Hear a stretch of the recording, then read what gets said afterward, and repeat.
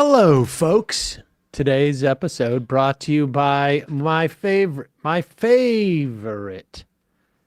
sponsor, sunsetlakesebede.com. Use the code LEFTISBEST for 20% off. 20% off what, you say, Sam? Well, a whole array of gummies, ranging from sleep gummies with melatonin and focus gummies with lion's mane and cordyceps, but also their new Delta 9, 5% hemp-derived THC with Sebede gummies. Also, they have 1% full-spectrum THC gummies. They also have tinctures. They have a new, I'll tell you what my new favorite thing is their sleep time tincture. I don't know what's changed about it. I think they have two different types. They have like a Sebede and a Seben. I don't know. Something like that. But that I've been really enjoying in terms of getting some sleep.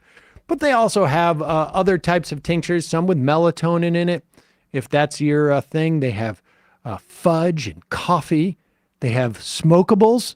They have keef and flour that you can mix in with your other smokables, or just enjoy as a pre-roll or something like that. The bottom line is it's a great product. It's all third-party tested. You can see what's in every product they have. They also have great business practices, $20 minimum wage, mostly employee-owned. But most important for the purposes of this program, they're not just a great product. They are movement partners. They were fans of the show. That's why you got Left is Best as 20% off. But more importantly, they've donated thousands upon thousands upon thousands. I think it's safe to say tens of thousands easily at this point, to things like strike funds, refugee relief, Planned Parenthood, carceral reform, food pantries, and flood relief. And the list goes on and on. I know that we've done Give Directly. We've done different programs with them, but they've done it on their own. Just an all-around great company, great product, great guys up near Burlington, Vermont, some Bernie bros, if you will, and sunsetlakesebede.com. Left is best, 20% off. Do yourself a favor. It also makes great gifts. So check it out. And now, time for the program.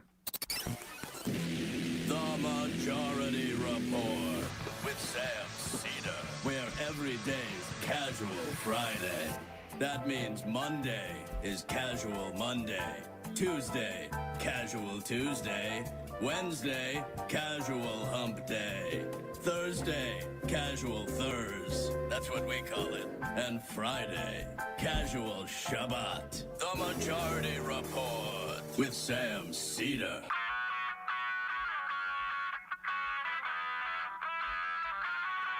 It is Friday, March 8, 2024. My name is Sam Seder. This is the 5-time award-winning Majority Report.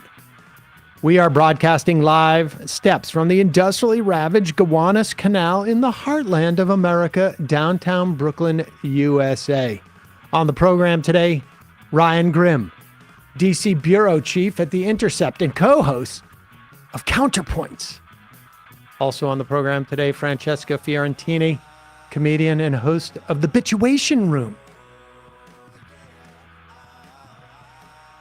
Meanwhile, also on the program, Joe Biden, too energized in his State of the Union address, one which was widely praised, State of the Union. However, his Gaza and immigration policy still a disaster. Latest Emerson poll, good news for Biden. More or less tied with Trump. Some indications that the people sitting on the fence, a little more interested in Biden than Trump. Of course, remember, we're really looking at swing states is where it all matters, but it helps with the narrative, I guess. U.S. intends to build a temporary pier to deliver aid to Gaza. Of course, no word on how it will be distributed. And at the same time, we see reports of a flood of U.S. arms to Israel. Ceasefire talks break down in Egypt. Sweden enters NATO in a coup for Putin. That's facetious. 275,000 jobs added in February. That's a good jobs number. Republicans in the Iowa House pass a bill to criminalize the termination of a human pregnancy.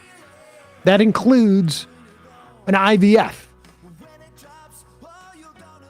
SEC greenlights a rule to force corporations to disclose climate risks, but stops short at supply chain disclosures.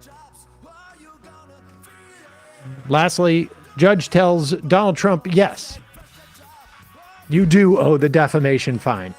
Sorry. All this and more on today's Majority Report. Welcome, ladies and gentlemen. Thanks so much for joining us. Emma is out. She's taking a little brief vacay. Matt is still sick. I mean, yeah, Matt's still sick.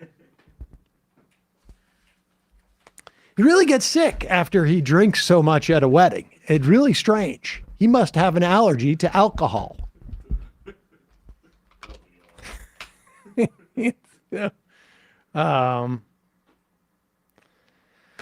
So it's just Bradley and I in the office today, no matter. And, I want to say this. Yesterday was March 7th. And on March 7th, my son, Saul, celebrated his 11th birthday. Saul, this goes out for you.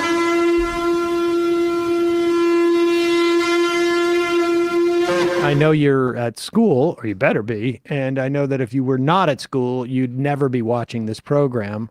But maybe, I don't know. I mean, maybe years from now, after I'm long gone, you're on YouTube and this gets served up and you see it. And so, happy birthday. Know that at least at one point in your life, I was marking your birthday. I'm very proud of him. He's a good kid, and we'll have him back in. He's going to be back in for his annual. Now it's an annual thing. He's been in every summer now for the past 2. So we can get we need the yearly dirt on you, Sam. That's right, and he's got a lot more to talk about this time around because crazy stuff has been going on. But Saul will be in the summer. 11 years old. Longtime listeners are probably freaking out because they all remember when Mila was born. Also, just a reminder, we will be, we're about 21 days away from celebrating our 20th anniversary as the Majority Report in various forms. We're not going to have a big party or anything. Probably should, but I can't be bothered for something like that. All right, let's get into this. Let's start with just the protests of the against President Biden, and then maybe we can also do the hot mic, which is unclear, as to whether it's having an impact. But this is really great stuff because last night Joe Biden, I think. The value, and we'll talk more about this with Ryan Grimm, the value of a State of the Union address is there's rarely any value of it. And I will say that last year, there was value in basically Biden forcing the Republicans to make a vow on national television in front of probably the largest audience that they probably could in national television to not cut Social Security and Medicare. And even still, of course, they keep coming out with plans to do it, but it really was an effective thing. I think overall on balance, and we'll talk more about this with Ryan Grimm, the State of the Union did exactly what Joe Biden wanted to do, which was to address all the news media who control the levers, all the editors at the newspapers, et cetera, people like myself, and say, yes, by hook or crook, doesn't matter. If it doesn't, I mean, honestly, it really doesn't matter. Maybe they shot him up with vitamin B. Maybe it was just he was excited and talking in front of all sorts of people. Who knows? But the bottom line is that he can go out there and deliver an hour and 15-minute speech and do it effectively. He did it effectively. I'm not a particular fan of Joe Biden's, but in terms of that, he did it effectively. Now, he addressed Israel and Gaza and immigration, two of the areas where I really have problems with him. But most importantly, he was a little late in showing up for the State of the Union, and here's why. More now on those protests against President Biden, specifically against his handling of the Israel-Hamas war and his support for Prime Minister Netanyahu. CNN's Gabe Cohen is right now at a demonstration near the Capitol. Gabe, tell us what's going on. So, Jake, what you're seeing behind me are dozens of ceasefire protesters standing just a block or two away from the Capitol. They have shut down Pennsylvania Avenue, this major road, what they believe could be the motorcade route for President Biden as he makes his way from the White House to the Capitol for the State of the Union speech. Now, of course, they know it is unlikely that they would actually stop the motorcade. They considered this more of a symbolic protest. They wanted to block this road to, again, keep up that pressure campaign against the president. As those uncommitted votes are happening across the country, they felt like this was the biggest platform where they could make a statement to the president and actually block his route to come and speak in front of Congress. But as we turn the camera around, you can see what's waiting for them here, Jake. There is a huge police presence, a line of officers. We haven't seen any arrests yet, but it looks like they are getting ready to start taking people into custody. It would likely be a misdemeanor charge. But look, Jake, these are people who have said they are ready to be arrested. They are here to make a statement. Some of them have been arrested several times throughout these protests that we've seen here in D.C. and around the country. All right, Gabe, thanks so much. We're going to keep tabs on these. I actually would describe that as probably a couple hundred, not dozens, but nevertheless, it really doesn't matter because this was that effective of a protest. The president doesn't want arrests and violent arrests, on television in the run up to his State of the Union. That's the last thing he wants. He doesn't want these scenes of chaos, and so the cops are probably told to be on their best behavior. And this protest got a lot of coverage, and it's important. It's important because the more friction that can be created around Biden's nomination, which, I believe for rational individuals understand is a fait accompli. But the more friction that can be created around it because of this issue, the more pressure that he feels. Now, here is Joe Biden caught on a hot mic. And, whenever I see a hot mic, I'm always suspicious as to how purposeful this hot mic exchange was. It's just me. And now it's C-SPAN. It's quite possible they didn't know exactly where it was. This is after the, where is that? When does this take place exactly? This is still on the House floor after the address is over. And Biden stayed for some time. Biden lingered for a long time. Now, it's hard for me to imagine that Biden is conscious that there is a mic there. It's hard for me to imagine. If he does, then, kudos to him. But I think the guy's so high after this. And by that, I mean excited. That he's probably not paying attention to something like that. So, but listen to this conversation. He's talking to Blinken, right? And who else is there? It's Blinken, Senator Michael Bennet of Colorado, and Pete Buttigieg. And he's addressing this to Bennett because in the Senate there is growing consternation. It seems to me.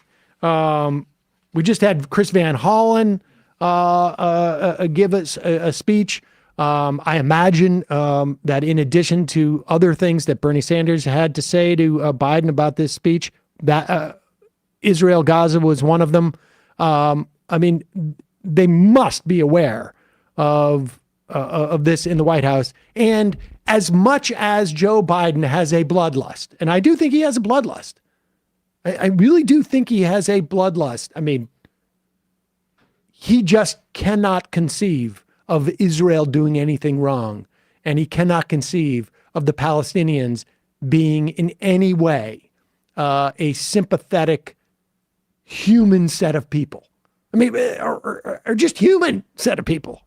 But with all that said, political pressure is a reality, and sometimes some people get it a little bit too late. But here is Joe Biden.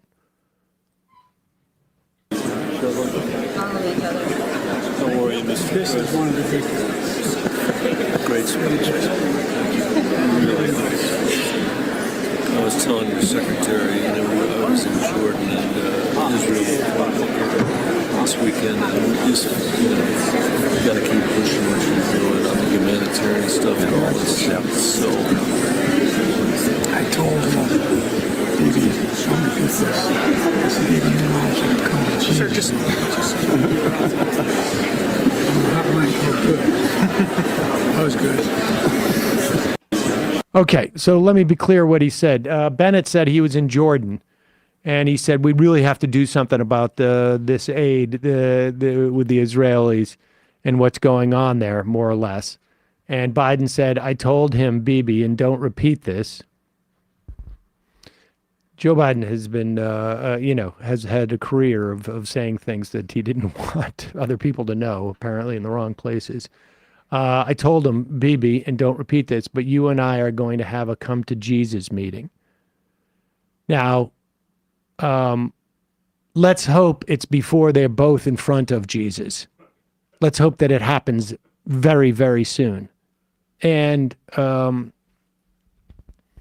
it is, we're getting closer to Ramadan.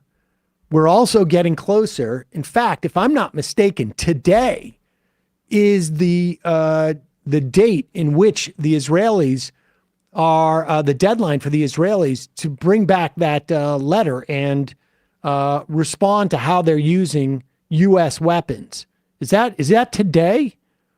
That deadline, I think we can ask Ryan Grimm, but I'm pretty sure that day is today.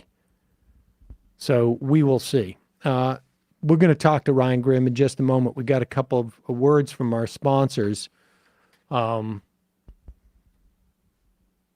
Casual Friday. You know what that means. I'm going out on the town this weekend. That's actually not true. But I am going to a laser tag party for my son. But That still counts. but if I wanted to, I could dress to the nines because of Roan. Roan has this thing called, they call it the commuter collection. It has, they have dress clothes that you would wear to an office if I wore dress clothes to an office, but are incredibly comfortable, allow you to, they stretch, they have like a 4-way stretch, and you can wear them in any context. They're fantastic. I have had a day where I've worn my Roan shirt. It looks like a really nice Oxford style, or maybe not Oxford style, whatever, dress shirt. I've worn it in the morning to a wake, then went to a meeting, and then to a nice dinner, all in the course of one day. And the beauty is they have this technology that they call, what do they call it? Gold fusion. It keeps your shirt from smelling. Also, on top of that, Roan is 100% machine washable. So you don't have to have a dry cleaner. It comes out of the dryer, and all you got to do is hang it up, and in minutes, it's like wrinkle-free. They have comfortable pants. They have dress shirts in the commuter collection. They have 1/4 zips and polos. You're never going to have to worry about what you wear with the Roan commuter collection. And now what I've done is they have a Roan, they have a commuter collection sport coat, suit coat, and pants. You put it together, and it's a suit. And so now I have this very nice Roan suit that I could theoretically not only wear. That's what I really should have done. Darn it, I'm going right from here, but I really should have worn that to the laser tag just so that I could impress my son. But you can move in these things. The commuter collection can get you through any workday and straight into whatever comes next. Head to roan.com/majority report. Use the promo code majority report, one word, to save 20% on your entire order. That's 20% off your entire order when you head to Roan, RHONE.com/majority report. Use the code majority report, 20% off your entire order. It's time to find your corner office comfort, as they say. Also, Seder Seeds, cedersseeds.com. Can you put up the website? We are offering Majority Report listeners 15% off right now. We're going to send that email. I promise you, the members email. I'll get it out this weekend for 20% off if you want to wait. But we have, scroll up, we have, I think it's 5 or 6 now, different strains. We got the Shofar and the Casual Friday. Those are new strains that we have. We got TG2. That's, I don't remember what that stands for, but Maestro, and keep scrolling there. Gold Standard. If you click on them, you get a description of what they are. Super easy to grow these things. We've got a grow guide right up top. All you got to do is click on that. We've got easy directions. It's super easy to grow these seeds that grow into cannabis plants. I don't know if I have to say that in a funny way, but it's super easy to grow. It grows like a weed, if you can believe it. I mean, literally. And it's all in there. Have fun with it. And it's around that season right now. All right, quick break. And when we come back, we're going to be talking to Ryan Grimm.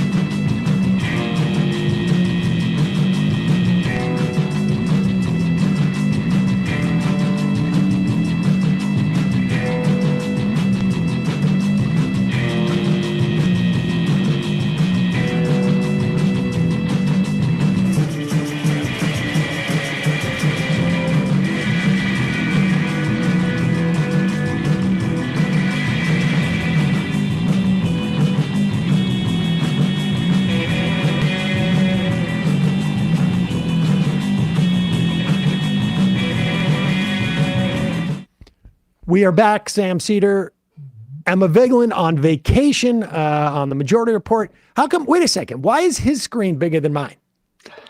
Is his screen bigger than mine?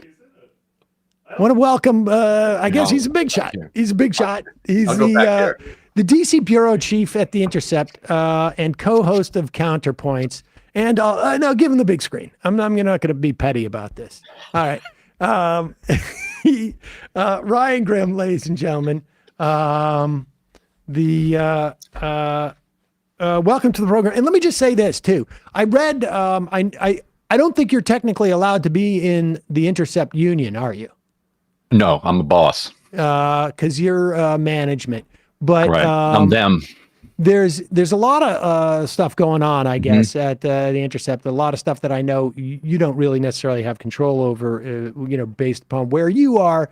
But I do want to just tell people that the some of the best journalism and part of it is, frankly, attrition too. I mean, you guys have always done, but you guys have always done good work. But there's far fewer numbers of outlets that I turn to on a regular basis.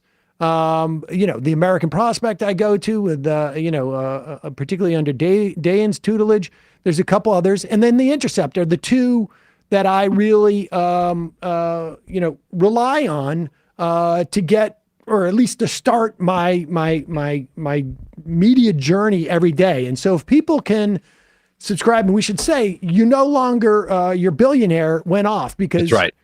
I can only imagine he may need to go to Mars.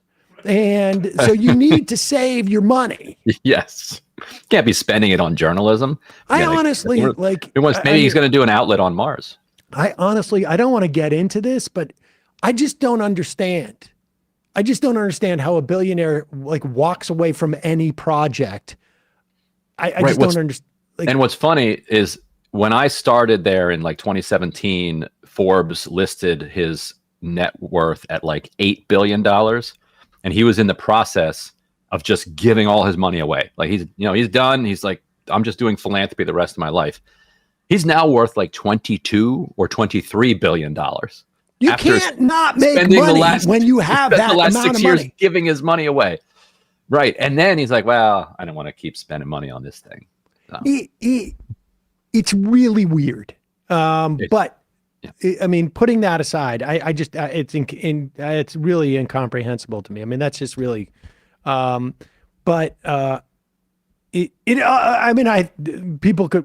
probably do a whole hour of that when you're no longer working there, but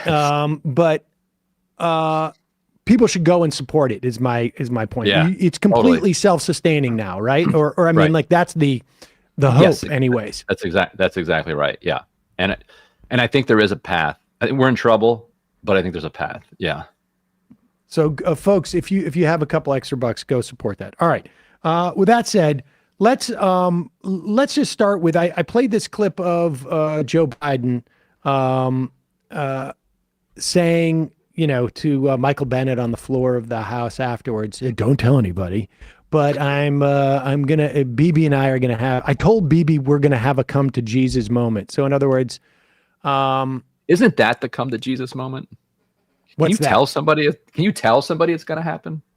You can tell somebody that's, there was one time, I'll say to my kid, hey, after school, you and we got a problem. I'm not going to do it right now, but that's because there's school. What's he waiting for? Why didn't he say we're going to have a come to Jesus moment when he told him we're going to have a come to Jesus moment? What is the delay here? Letting him continue to accomplish his objective, or some weird faith that any day now he's going to actually do something different. I can't see it. Why not just have the moment? Is there any indication that you have that there's anybody driving this in the White House or in the foreign policy establishment outside of Joe Biden? No. All the impression that we get from the State Department, the administration, is that this is a Biden-driven thing. Now, how much of that is true, and how much of it might be people who are looking forward to the near future and looking for an out if this when the reckoning comes, Be like, yeah, well, that was that. Like I told you then, that this was Biden, but secretly, it's not as if they're resigning or doing anything to put the brakes on it. Right. What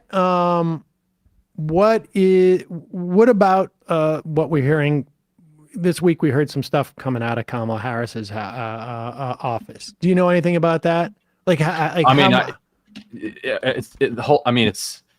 It's amazing that her office is leaking that she's actually really good on Palestine and thinks that Biden is wrong and they're undermining her, and that if she were doing it, that'd be done differently. It's just incredible that her team is leaking that, because it's like, okay, that's nice, but it does show that even the normie centrist Democrats read the writing on the wall on this politically.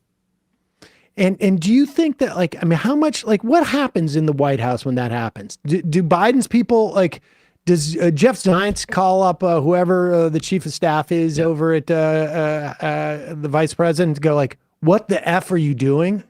I haven't reported on this specific incident, but that in general would be what would happen. Yes. Was this a planned leak? What do you think you're doing? And of course, the Harris people go we have no idea who did this. Yeah, who on earth could have done this? We're doing an investigation, internal. Yeah, I mean, everybody. I mean, this is a good sign though, because it means that the political sort of defenses are falling. Right. It's only now in the red keep, as it were, is what is left standing. The outer walls have fallen. The countryside is taken over in terms of where it's going. This story, I'm sure you've seen from the Internationalist. It's going around, Alexander Ward's book. When in 1982, Biden was with a highly emotional confrontation, this according to the New York Times, with then Israeli Prime Minister Menachem Begin in a closed session of the Senate Foreign Relations Committee. Israel had just invaded Lebanon.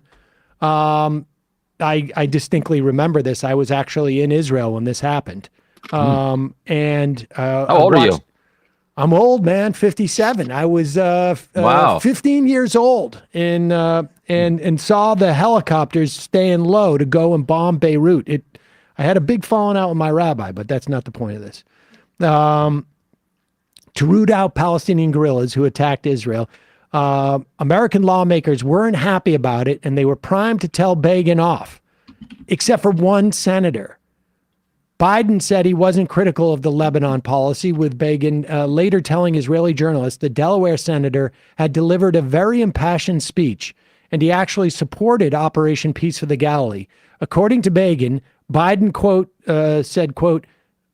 Biden, quote, said he would go even further than Israel, adding that he'd forcefully fend off anyone who sought to invade his country, even if that meant killing women or children.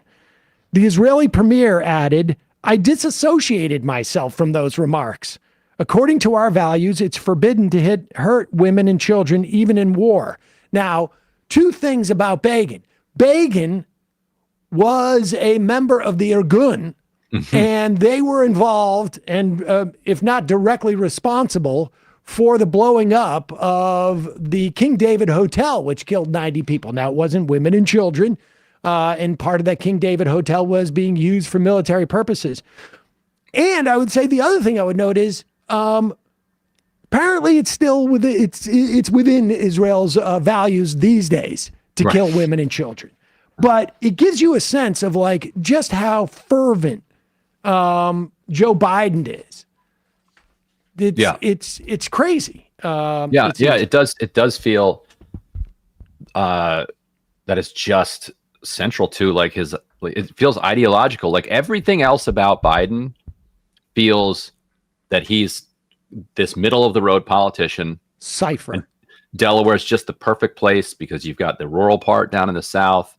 You've got heavily African American population in Wilmington. You got the white suburbs that he was appealing. He figured out how to balance between the white flight folks who are fighting about busing, and he's always been this guy, a cipher right in the middle.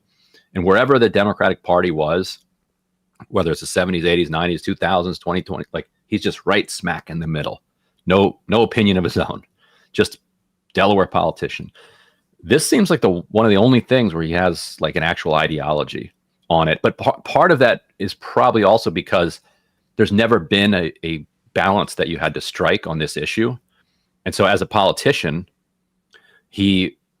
if there's no balance, he's going all the way, because that is the politically, like if you're a cynical politician, that's the politically smart thing to do. Like when he supported the Iraq War, I think he's even talked about this openly, that he opposed the war in 1991, the Gulf War. As far as the American public was concerned, that went well. George H.W. Bush's approval rating goes up to 90%. Biden learned from that. Don't ever oppose a war, because if it goes badly, your voters don't have anywhere to go. You're a Democrat. And if it goes well, then you look bad. So just support every war. So when it came to the question of Israel from like the 70s up until fairly recently, there was no cost for being anything other than super pro-Israel. And so maybe that hardened somehow into an ideology. It's mystifying. And to the extent that he addressed it in the State of the Union last night, all we really got was like he's vaguely interested in in a two-state solution, but nothing. There's no. I mean, if you're not willing to get them to stop slaughtering women and children and innocent men too, for that matter. Yeah. I know the men always get written out of this. And your own Secretary of Defense has been saying for 2 or 3 months, you can win a battle, but you're going to lose the war, both from an ideological standpoint, but nobody seems to think in the administration getting rid of Hamas is even possible. And so it's hard to imagine he's going to force them into a two-state solution situation. That just seems absurd to me. But no, and you noticed he put it all the way at the end of his State of the Union. Yes. When everybody's in bed. Yeah. Exactly. All right. Let's go through the State of the Union, because aside from that, and then one moment, let's deal with the negative first. The immigration thing, it has been somewhat effective, maybe politically, but I think that like this is one of those things where down the road it's really going to bite Democrats in the ass. It could hurt them at the ballot box, but maybe less so because nothing has happened. But then he goes on, he's got to say the word illegals as if like what, like, listen to this segment. It sort of undercuts his whole point in this segment here. In November, my team began serious negotiation with a bipartisan group of senators. The result was a bipartisan bill with the toughest set of border security reforms we've ever seen. Oh, you don't think so? Oh, you don't like that bill, huh? That conservatives got together and said it was a good bill? I'll be darned. That's amazing. That bipartisan bill would hire 1,500 more security agents and officers, 100 more immigration judges to help tackle the backload of 2 million cases, 4,300 more asylum officers, and new policies so they can resolve cases in 6 months instead of 6 years now.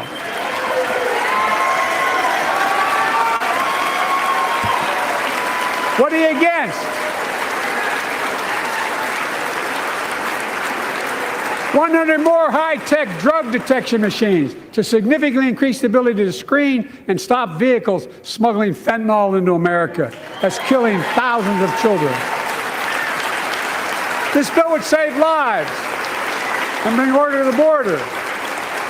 It will also give me and any new president new emergency authority to temporarily shut down the border when the number of migrants at the border is overwhelming. The Border Patrol Union has endorsed this bill. The Federal Chamber of Commerce is, yeah. You're saying low. Look at the facts. I know you know how to read.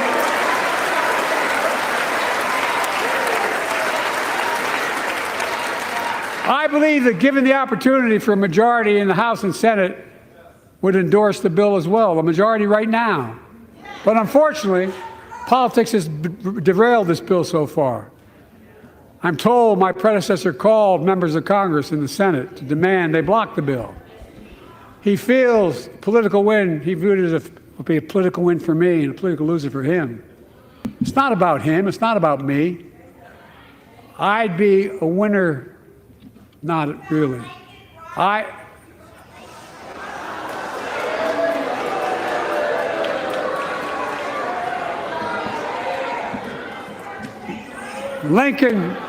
Lincoln Riley, an innocent young woman who was killed by an illegal. That's right. But how many of the thousands of people being killed by illegals? To her parents, I say, my heart goes out to you, having lost children myself. I understand. But look, if we change the dynamic at the border, people pay these smugglers $8,000 to get across the border because they know if they get by and let into the country, it's 6 to 8 years before they have a hearing. And it's worth taking the chance of the $8,000. But if it's only 6 weeks, the idea is it's highly unlikely that people will pay that money and come all that way, knowing that they'll be able to be kicked out quickly. Folks. All right. I mean, we don't need to listen more. I mean, this got into a little bit of a mess here. Apparently, Marjorie Taylor Greene had given him had given him, you got to run in 5 minutes. Sorry, man. Okay. All right. Well, Marjorie Taylor Greene had given him. This is my favorite part of the week, but yeah, like. Okay, gotcha. Intercept stuff. Marjorie Taylor Greene, had given him a badge about a woman who had been killed by an undocumented immigrant. And Biden tries to say, there are more people who kill people who are not undocumented immigrants. I mean, that's a weird. It's like the Big Lebowski. Like you're not wrong, dude. You're just an a-hole. Right. Okay, that's true. And it's actually a fair point that like this idea that if you cut off all immigration, that all of a sudden we're just like Switzerland or something and without crime is absurd. Like there's plenty of native-born people who do crimes, but is that a point you riff from up there? I don't know. He could have. There had to have been a better, different way to do this, and then to use the term illegals just after he said that Trump was, was demeaning immigrants and whatnot. Trump's demeaning illegals. This is the thing where this works, though, is he's talking to Congress. And in the past, it's been about Donald Trump. Here, it seems to me, he misses a big opportunity to say, you guys aren't doing anything.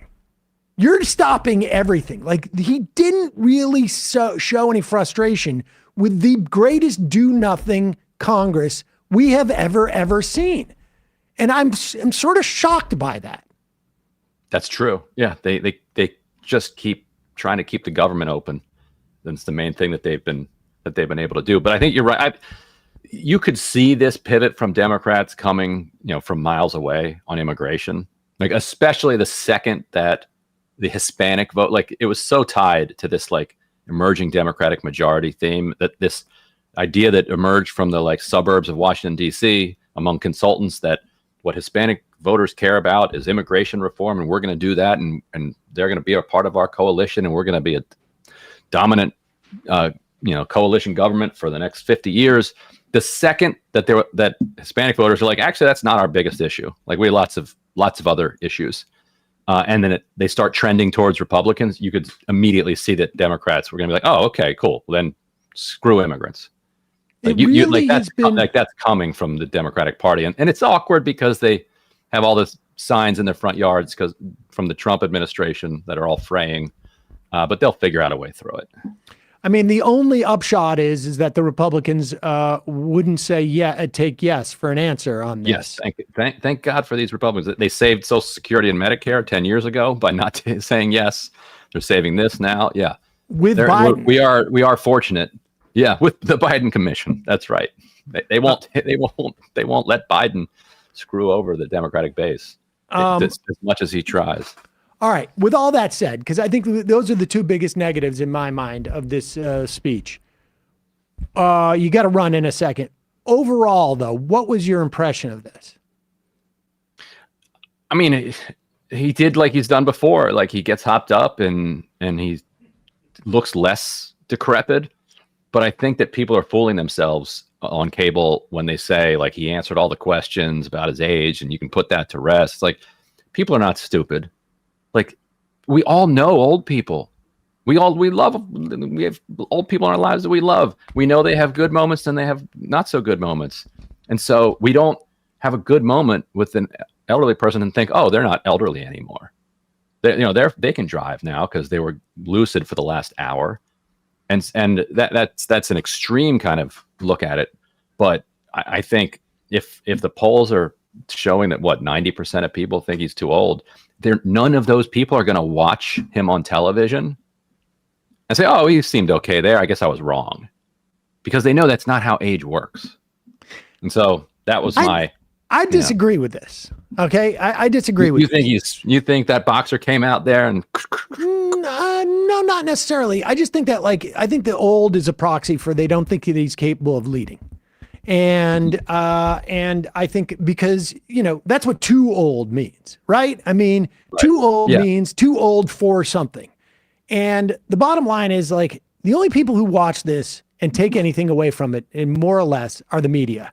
And in terms of it impacting the media narrative, this, I think, is going to, unless, until the next moment, like he had on that, stupid primetime press conference, I think this quiets the media. I don't think at the New York Times, editors. That's probably true. I don't think the editors we'll see another one in a week. Yeah. I don't think at the New York Times they're not going to say we need more Biden's too old stories. That's true. That's true. I think that's what this achieves. It gets the Morning Joe people would be like, he's not too old, and it will stop those stories for a month or two.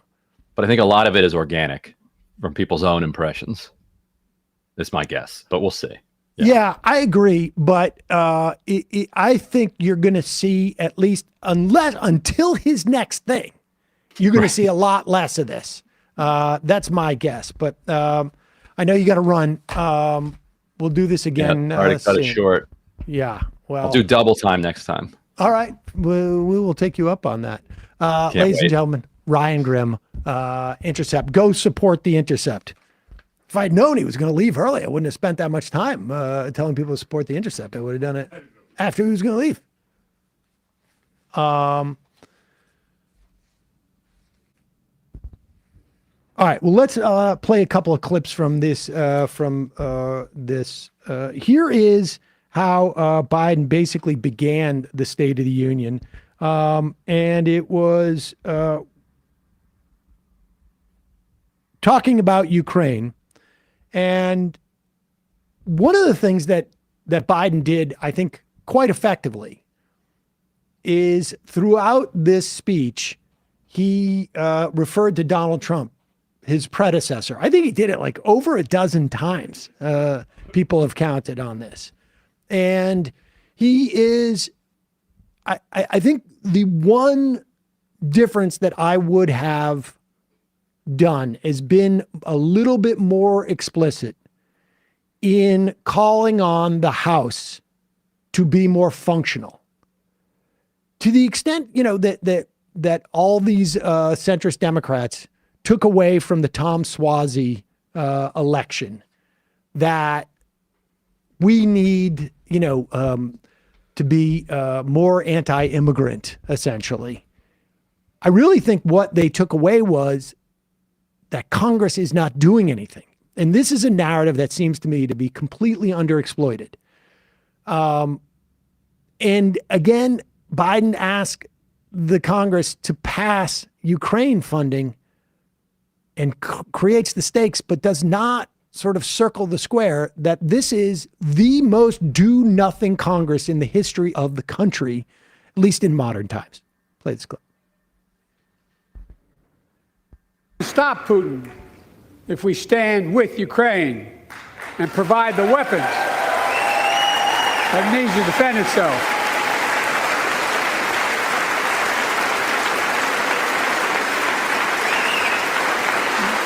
That is all. That is all Ukraine is asking. They're not asking for American soldiers.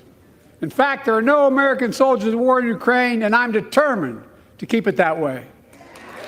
But now, assistance to Ukraine is being blocked by those who want to walk away from our world leadership. It wasn't long ago when a Republican president named Ronald Reagan thundered, "Mr. Gorbachev, tear down this wall." Now,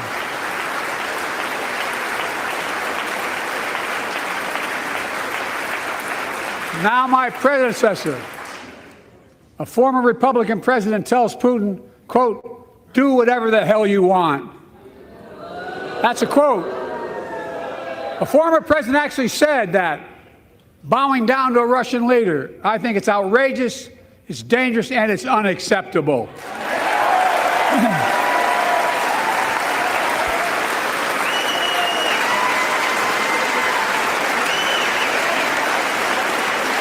America is a founding member of NATO, the military alliance of democratic nations. It's I mean, a lot of this is a pablum, but as a political, analyzing this from a political perspective, particularly, I mean, just specifically in terms of how it impacts the presidential election. In the first 5 minutes, was this even in the first 5 minutes? In the first 2 minutes of this speech, Joe Biden quotes Ronald Reagan, odious human being.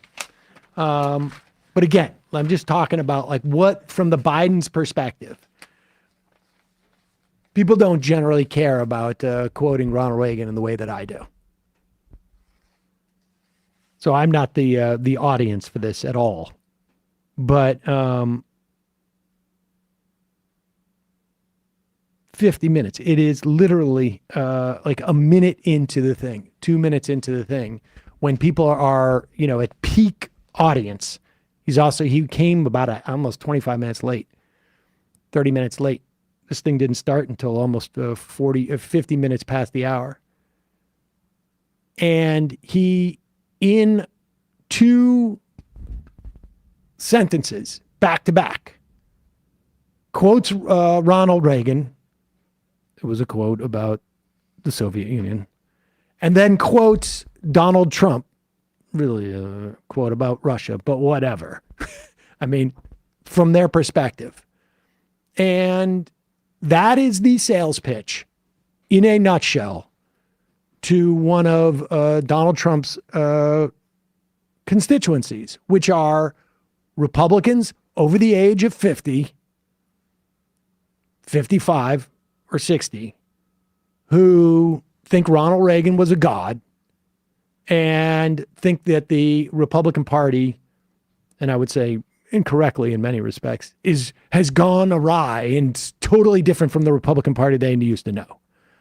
Back then, you didn't openly spout racist things. Back then, you just launched your presidential campaign a mile or two from where civil rights workers had been killed in Mississippi and just said, I'm in favor of states' rights. That's when Republicans were really Republicans. Not when you talk about Mexicans being rapists and, complain that somebody is being black on the TV or something. But that's his pitch. That's the constituency there for him. And in that regard, I think did well. We watched a video of that voter in New Hampshire. I don't know if you remember, that basically was like, I'm a lifelong Republican voter, but was voting for Haley because specifically she's like, my parents are from Poland, and like, I was born around the time NATO was established, and like, I'm such a believer in like the international. And it's like, maybe that might be a tiny, who's to say what type of demographic that relates to, but the fact that I think even that testimony is there and can get distributed in any way, they see probably something that makes it salient to certain people that they would want to win over. I mean, this is, there's not a lot of opportunity for places for Joe Biden to get votes, frankly, that aren't already there. Like if you're not already motivated by abortion rights, the only thing that you can do if you're Joe Biden is try and numb Republican voters. Now, again, I'm not talking about like, I mean, today he should be leveraging the enormous amount of weaponry we give Israel to stop their assault on Gaza. I think he could win back some of the people who have basically said, I can't vote for this guy. Some, and without a doubt. But that has nothing to do with this political performance. It needs to be a policy. It needs to actually be done. In terms of, like, I am talking specifically within the context of the political theater that is the State of the Union address. This is the best that he could do. Among Biden voters, this is from the Emerson College polling that just came out. And this had Trump and Biden tied at 45%. Among Biden voters, 30% support him because they dislike Trump. That's an enormous amount of people. 26% because they like Biden. 21% because they care about an issue. 17% support their party's candidate. So for people who are making a decision based upon the candidates, it's because they dislike Trump.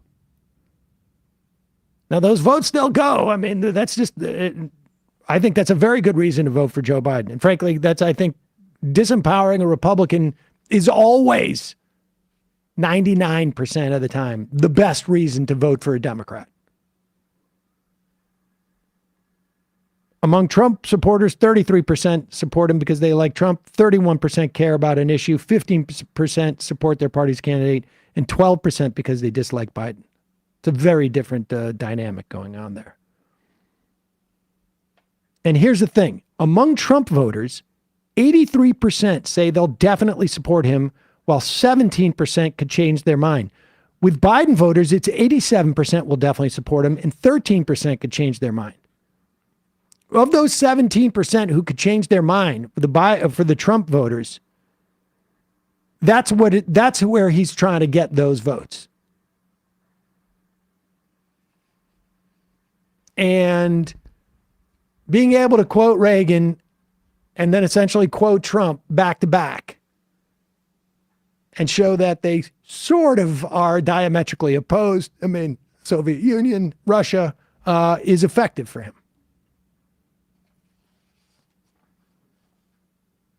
The gulf between immigration and border security, 52% Trump, 48% Biden. Biden should be running against the Republicans in Congress on this. And he sort of did there.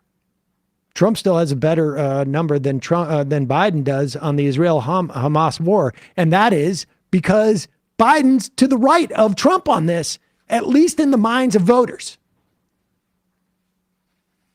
Because Trump's not out there having to, use this policy. Would he do anything different? I doubt it. But he's not in office. Biden is.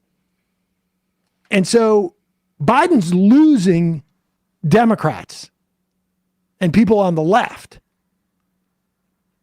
to Trump on the Israel-Hamas war. And then on abortion access, Biden does obviously much better than Trump. But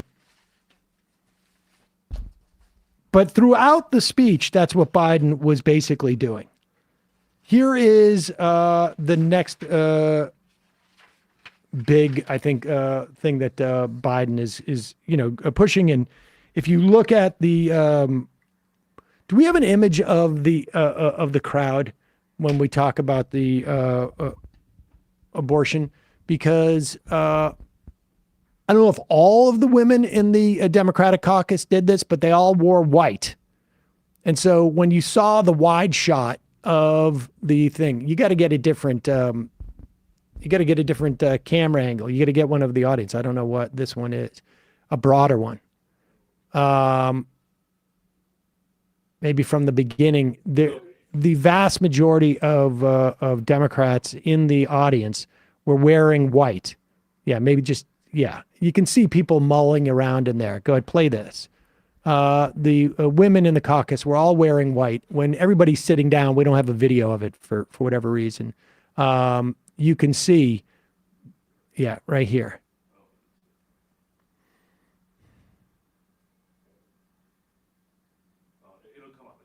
In our incredibly inefficient way of doing this. All right, play this clip.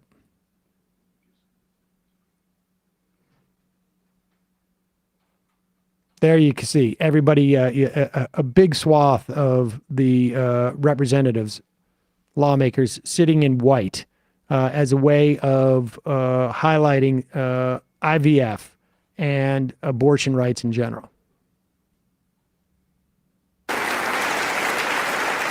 My predecessor came to office determined to see Roe v. Wade overturned. He's the reason it was overturned, and he brags about it. Look at the chaos that has resulted. Joining us tonight is Kate Cox, the wife and mother from Dallas. She's become pregnant again and had a fetus of a fatal condition. Her doctor told Kate that her own life and her ability to have children in the future were at risk if she didn't act. Because Texas law banned her ability to act, Kate and her husband had to leave the state to get what she needed. What her family got through should have never happened as well, but it's happening in too many others. There are state laws banning the freedom to choose, criminalizing doctors, forcing survivors of rape and incest to leave their states to get the treatment they need. Many of you in this chamber and my predecessor are promising to pass a national ban on reproductive freedom. My God, what freedom else would you take away? Look, it's a decision to overturn Roe v. Wade. The Supreme Court majority wrote the following, and with all due respect, justices, women are not without electoral power. Electoral or political power. You're about to realize just how much you're right about that.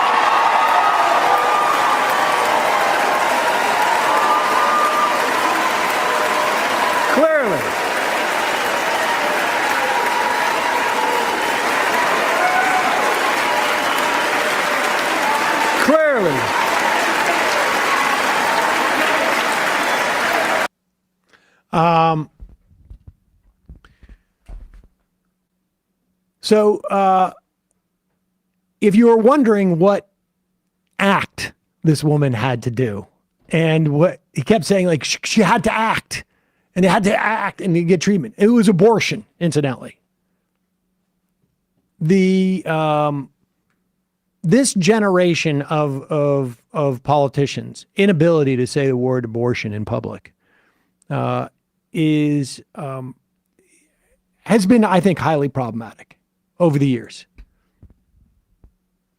And it's good that he obviously promoted this. You'd have to be a complete, you'd have to be literally brain dead to not realize how important this is in terms of his reelection and to the success of Democrats in general. But the allergy that politicians of his era, and I'm talking about Hillary Clinton, I'm talking about, many of them have now exited the stage, to say the word abortion, I think has been very, very detrimental to abortion rights. Because the subtext of everything you're saying is, well, abortion is still really icky. And the reality is that abortion is no more or less icky than getting your appendix out. Personally, I can't stand the sight of blood. I can barely get a shot. If they've got to take my blood, I freak out. It's all icky to me. But abortion is a procedure that is stigmatized by religious people. And nobody likes going to the doctor, I don't think. But as far as procedures go, it is It is not like, having heart surgery. And for whatever reason, they're afraid of saying the word abortion because they think it's going to trigger people. But you're still basically sending the message that there's something icky and bad about it, which, again, hurts your cause in the long run. But I think the wearing the white was a pretty effective thing. Yeah, we're going to take let's take a quick break. And when we come back, we've got Francesca Fiorentini here, and I think we got one or two more clips to talk about in terms of the, we'll do clip number 6. And then we're going to go into, the response to the State of the Union, which is, that is like, you don't want to wish that on your worst enemy. To be chosen for, well, yeah, I guess you do, actually, if you're in politics. We're going to take a quick break. We'll be right back with Francesca Fiorentini.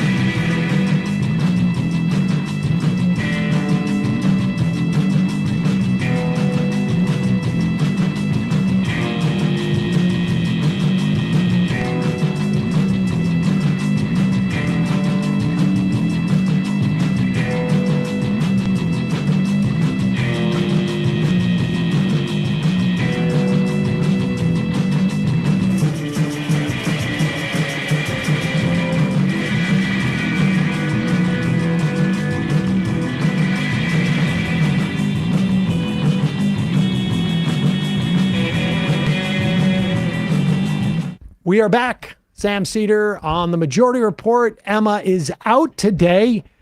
Joining us, Francesca Fiorentini. She is a comedian and host of the Bitchuation Room. You guys still presented on the Prospect page too? They stopped. I mean, good question. I need to follow up about that. But yes, technically we have a partnership. And if you're a patron of the Bitchuation Room, patreon.com/Bitchuation Room, you get like 60% off the American Prospect in like the paper version. Nice. Yeah, it's great. And yes, I hope everyone is subscribed. YouTube.com/FrannyFio. Last time I saw Emma in person in San Francisco, it was such a good show. People love that show. I've heard great things about that. Yeah, it's also live on my channel. So hell yeah. Good to be back. Do people call you Franny in life? You know, I'm cool with anything but Fran. But then I was like, if I ever run for office, ill-advised and completely, I would probably have to go by Fran. It'd be like Fran, just like a Jeb situation. Fran ! You know? Maybe, don't you have a middle name? You could maybe lean on that a little bit. It's a very weird middle name. It's Kate. It breaks up the whole name. You got Francesca Fiorentini, but Kate is like, what are you doing here? You know? Kate? Yeah, I might go with the Kate. But if I'm pulling a Nikki Haley, if I need to whiteify myself a little bit, and of course Italian a little too dark, and of course the Chinese even less agreeable. If I wanted to run as a Republican, it would be Kate Teeny. We'll figure it out. We'll work on that. So now, Francesca, my understanding is you didn't get any sleep last night because you got too excited watching the State of the Union address. I just wanted to let people know that because that is almost disturbing. But explain to us why you got so excited watching the just State of think- the Union address. Like some of the adrenaline shot that Biden got also just transferred to me and anyone who was watching. We were just so amped. No, look, I think I instituted a rule that I continually break, which is no politics after 8 p.m. if I need to get to sleep. I can do stand up after 8. I can like make jokes after 8. But I think during 2020, when I was like getting heart palpitations thinking about Pete Buttigieg, in early primary state, like I was just like, no more politics. So I broke that rule last night, watched the whole thing, and yes, watched the rebuttal. And yeah, man, I don't know. I got the feeling from the State of the Union that it just wasn't for us. Us meaning broadly Democratic voters. That this was in no way speaking to the uncommitted vote. This was in no way speaking to people who want the war or the genocide to stop. This was in no way speaking to people who are like, what's your vision, dude? Like, tell us, give us a reason to double down on you. It felt more like what Biden does, which is he Republican whispers. He tries to get the middle of the road people. He tries to, gotcha on the GOP side of the room when they're never going to give him a win. They'll never meet him halfway. They don't care, which was disappointing. I'll agree with like 70% of what you said. I think that like definitely not for us, but I mean, I wouldn't have watched that if it wasn't what I did. Right. No, exactly. I mean, like I wouldn't have watched it if and I got my daughter actually who's in town because it was my son's birthday and she sat down and watched it. And she was a little bit inebriated, I think. It's college students. They come in and they're just like, I'm like, are you okay? Yeah, no, just a little tired. Really? Okay. Sure. Your eyes are really red. Yeah, really. No, you got allergies? Oh, okay. But she's just like, can't believe just that someone that old and so much older than her is running the country. But I don't think like uncommitted voters, for instance, people who are activists, who are engaged in this, they're not going to watch this. They know there's no like big policy surprise. He's not going to come out and say, I'm going to do anything. And I think there was like, he did reiterate calls through the speech for stuff that didn't get passed in Build Back Better.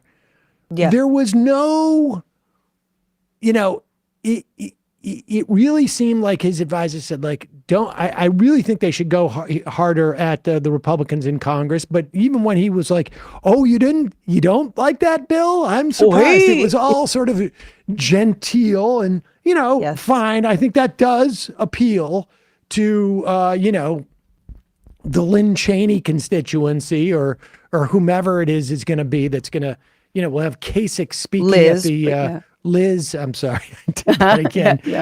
Someone has to remind you. Yeah, thank you. And but I will say this, that this moment, well, there were two moments, I think that like the Sean Fain moment, like the let's play the Sean Fain moment. I think this moment was pretty good for, again, this is maybe those Republican voters who are labor in there. I mean, the whole attitude towards labor in this country, I feel like, has changed to a certain extent.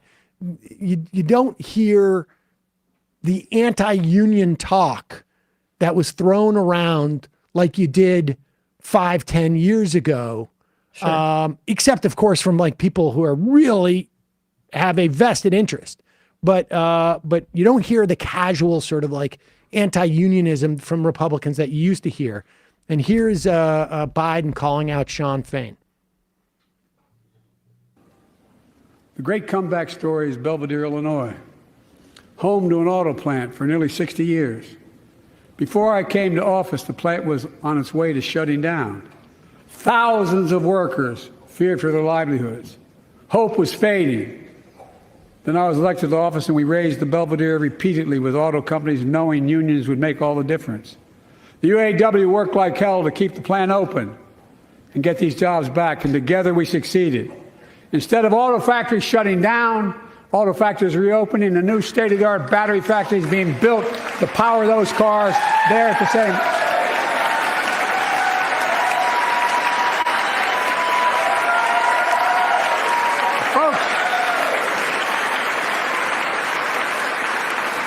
folks of Belvedere, I say, instead of your town being left behind, your community is moving forward again. Because instead of watching auto jobs of the future go overseas, 4,000 union jobs with higher wages are building the future in Belvedere right here in America.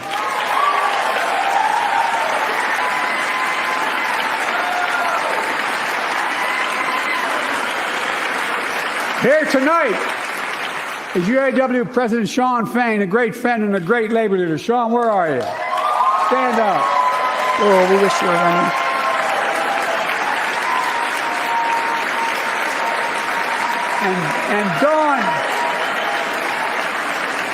And Dawn Sim. I mean, when was the last time you watched the State of the Union where a labor leader was there and they get called out? Yep. I mean, that's, I think, thanks to Shawn Fain and the militancy of his leadership and the UAW, not thanks to Joe Biden. I mean, Shawn's doing him a massive solid, obviously, to endorse the Biden candidacy again, but then also just being there and like raising a fist and everything. Like, so yeah, it's not Biden's doing. It's a little bit Biden's doing, but also like, what is his plan to pass the PRO Act? What's his plan to raise the minimum wage? What's his plan to actually make it easier to, you know, to help like meet labor halfway in the way that he can? He hasn't laid that out, which is again why I felt everything was so aspirational, but not very concrete. But anyway, yes, it's very cool. Shawn Fain was there, and I think speaks to the power that labor can leverage and should be leveraging in the future. I hope Shawn Fain makes a run at the White House. I'm not even kidding. I wouldn't be surprised down the road. I think, but he's certainly laying the groundwork for 2028 to be a great year for labor, and it helps labor for Fain to be there. It certainly helps Biden for Fain to be there. I mean, there is a mutuality. I mean, it did help when Biden went down and, walked the picket line with them and gave, Shawn Fain essentially whatever it was, 2-3 minutes of unencumbered time on network television to speak to striking workers.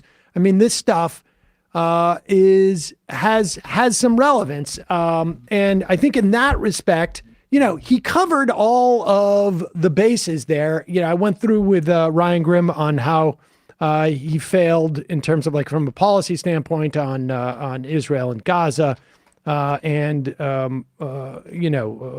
certainly in immigration is a real problem, calling people illegals.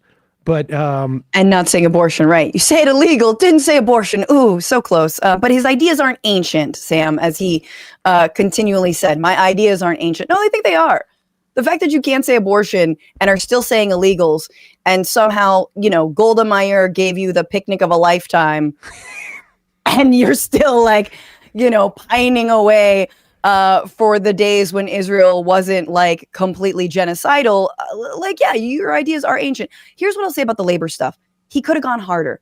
And he's still living in a fantasy world that like, the Democrats are, texting us every day. This is the end of democracy. Biden didn't really talk about that. He didn't really talk about what's at stake in November. And he also didn't, using labor, give us an insight into how we should be viewing the idea of free trade or fair trade, global competition, shoring up our own workforce. Like, he wasn't able to offer a counter narrative to Trump's basically we all have to work for crumbs and give as many tax breaks to the wealthy as we can. Otherwise, China's going to take all of our workers, right? I feel like he didn't circle that. Hit the tax thing in a big way. Sure. I think in a way that for me is also though anachronistic. The idea that we're going to fund things with taxes. Okay, great. I mean, that's just, I understand that's sort of like the classic center of the road Democratic response to everything is we need to fund, tax billionaires and this and that. But, he's not going into sort of like wealth inequality. I mean, none right. But I don't know that you're going to, that you're going to get that in a state of the union. And this guy is, this is, I really think if this election, if he can make it across the finish line, both like physically and also, the defeat Trump, that on that day, it will be the end of an era of Democratic leadership is going to begin.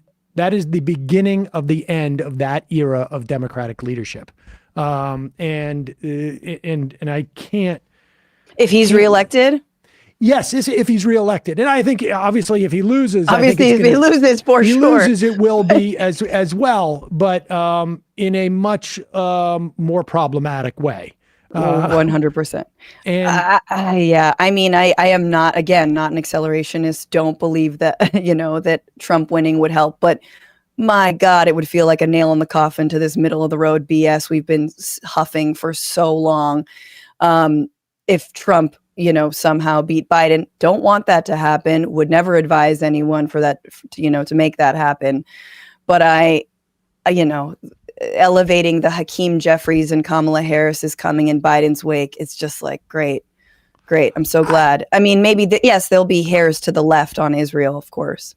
I think everybody will be to the left on Sure. Israel of Joe Biden. I don't think there's a single Democrat in the country who isn't to the left of Joe Biden on Israel. Even the ones that are 100% funded by AIPAC at this point would realize like the political pressures on them alone would change their decision.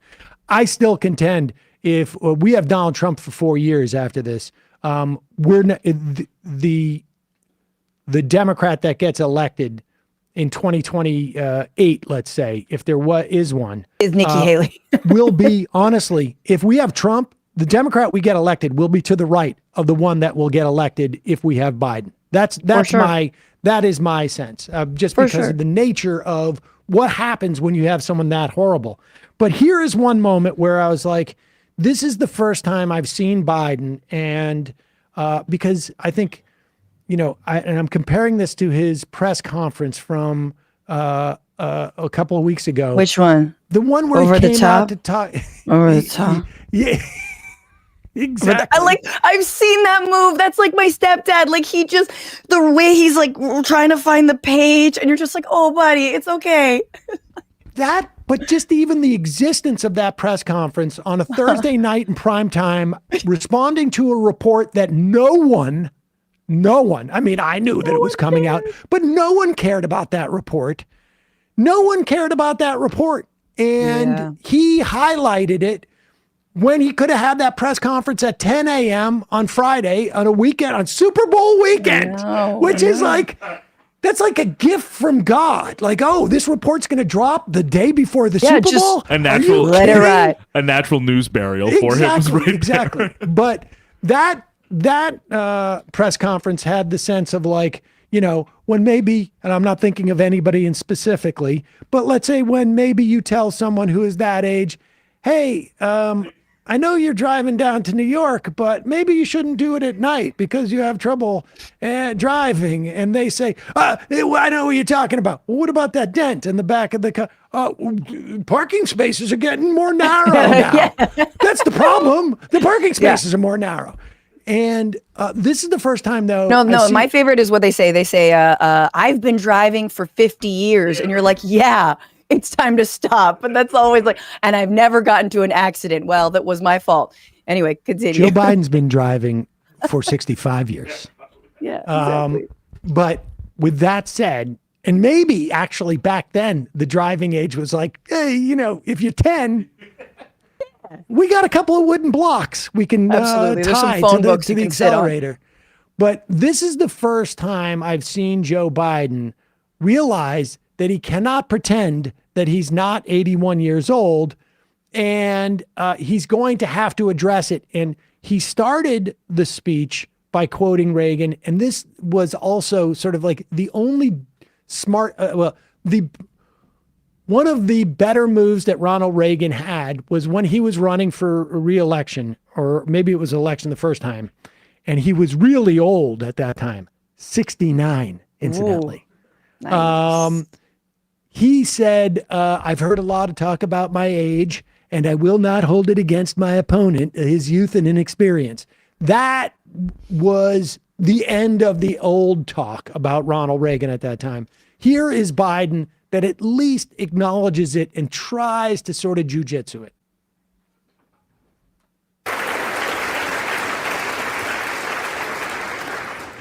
Let me close with this. Yay.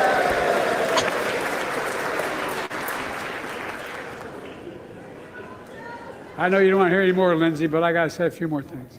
Oh boy, cutaway of the century. I know it may not look like it, but I've been around a while. When you get to be my age, certain things become clearer than ever. I know the American story. Again and again, I've seen the contest between competing forces in the battle for the soul of our nation. Between those who want to pull America back to the past and those who want to move America into the future. My lifetime has taught me to embrace freedom and democracy, a future based on core values that have defined America: honesty, decency, dignity, equality, to respect everyone, to give everyone a fair shot, to give hate no safe harbor. Now, other people my age see it differently.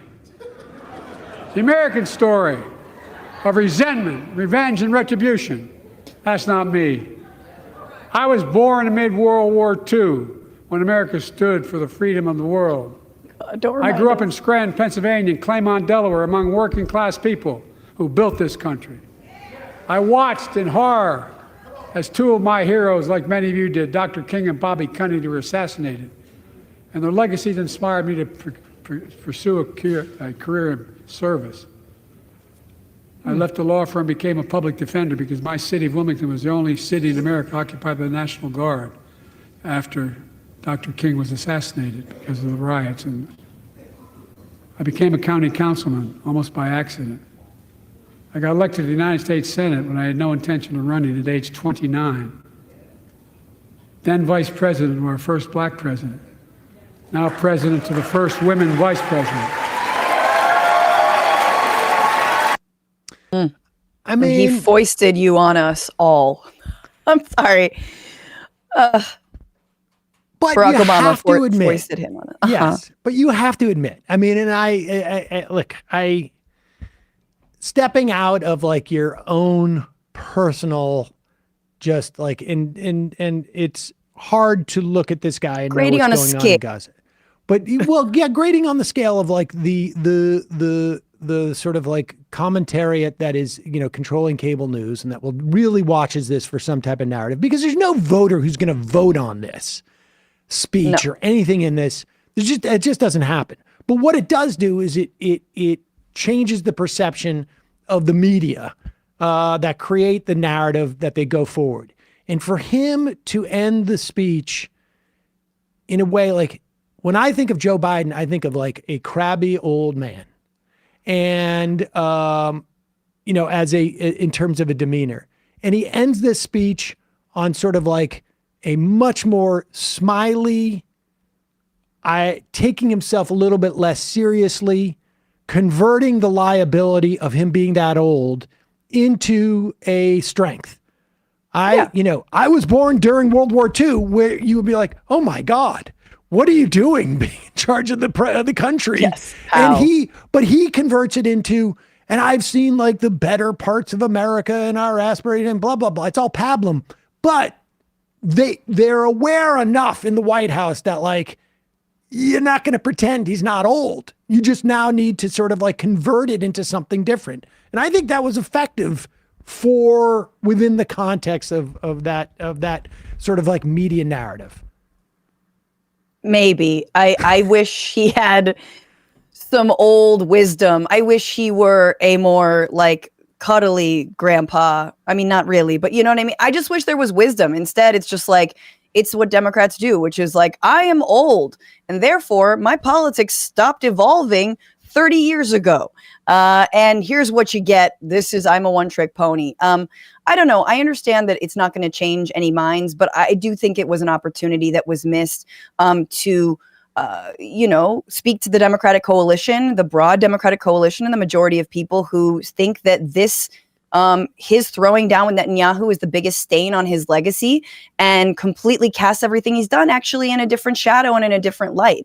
And he did not take that opportunity. He did not reassure them. And he did not. I mean, look, it's fine. The protests will continue until he starts changing course. But here we are on the precipice of a ground invasion in Rafah that honestly, it's going to happen. It's going to happen. And as Nancy Pelosi says, they just have a few more things to do. Oh, I was told they're almost done ethnic cleansing. I mean, getting rid of Hamas, and then they're going to move on.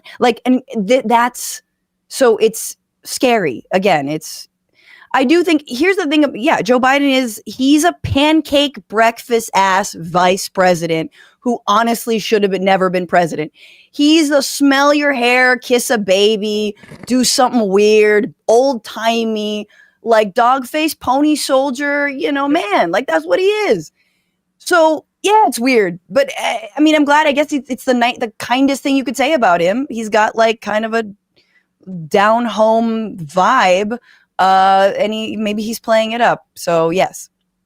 Can I say that your Pelosi impression is so spot on that I find it like viscerally disturbing? I'm sorry. There's not enough breath. Well, the denture. There's a little bit of air in the denture, so that comes through, and I understand. The teeth are so much worse. Yeah, they are. And I am a little. Oh God. I'm a little buck teeth myself. I mean, they're not dentures, but soon enough.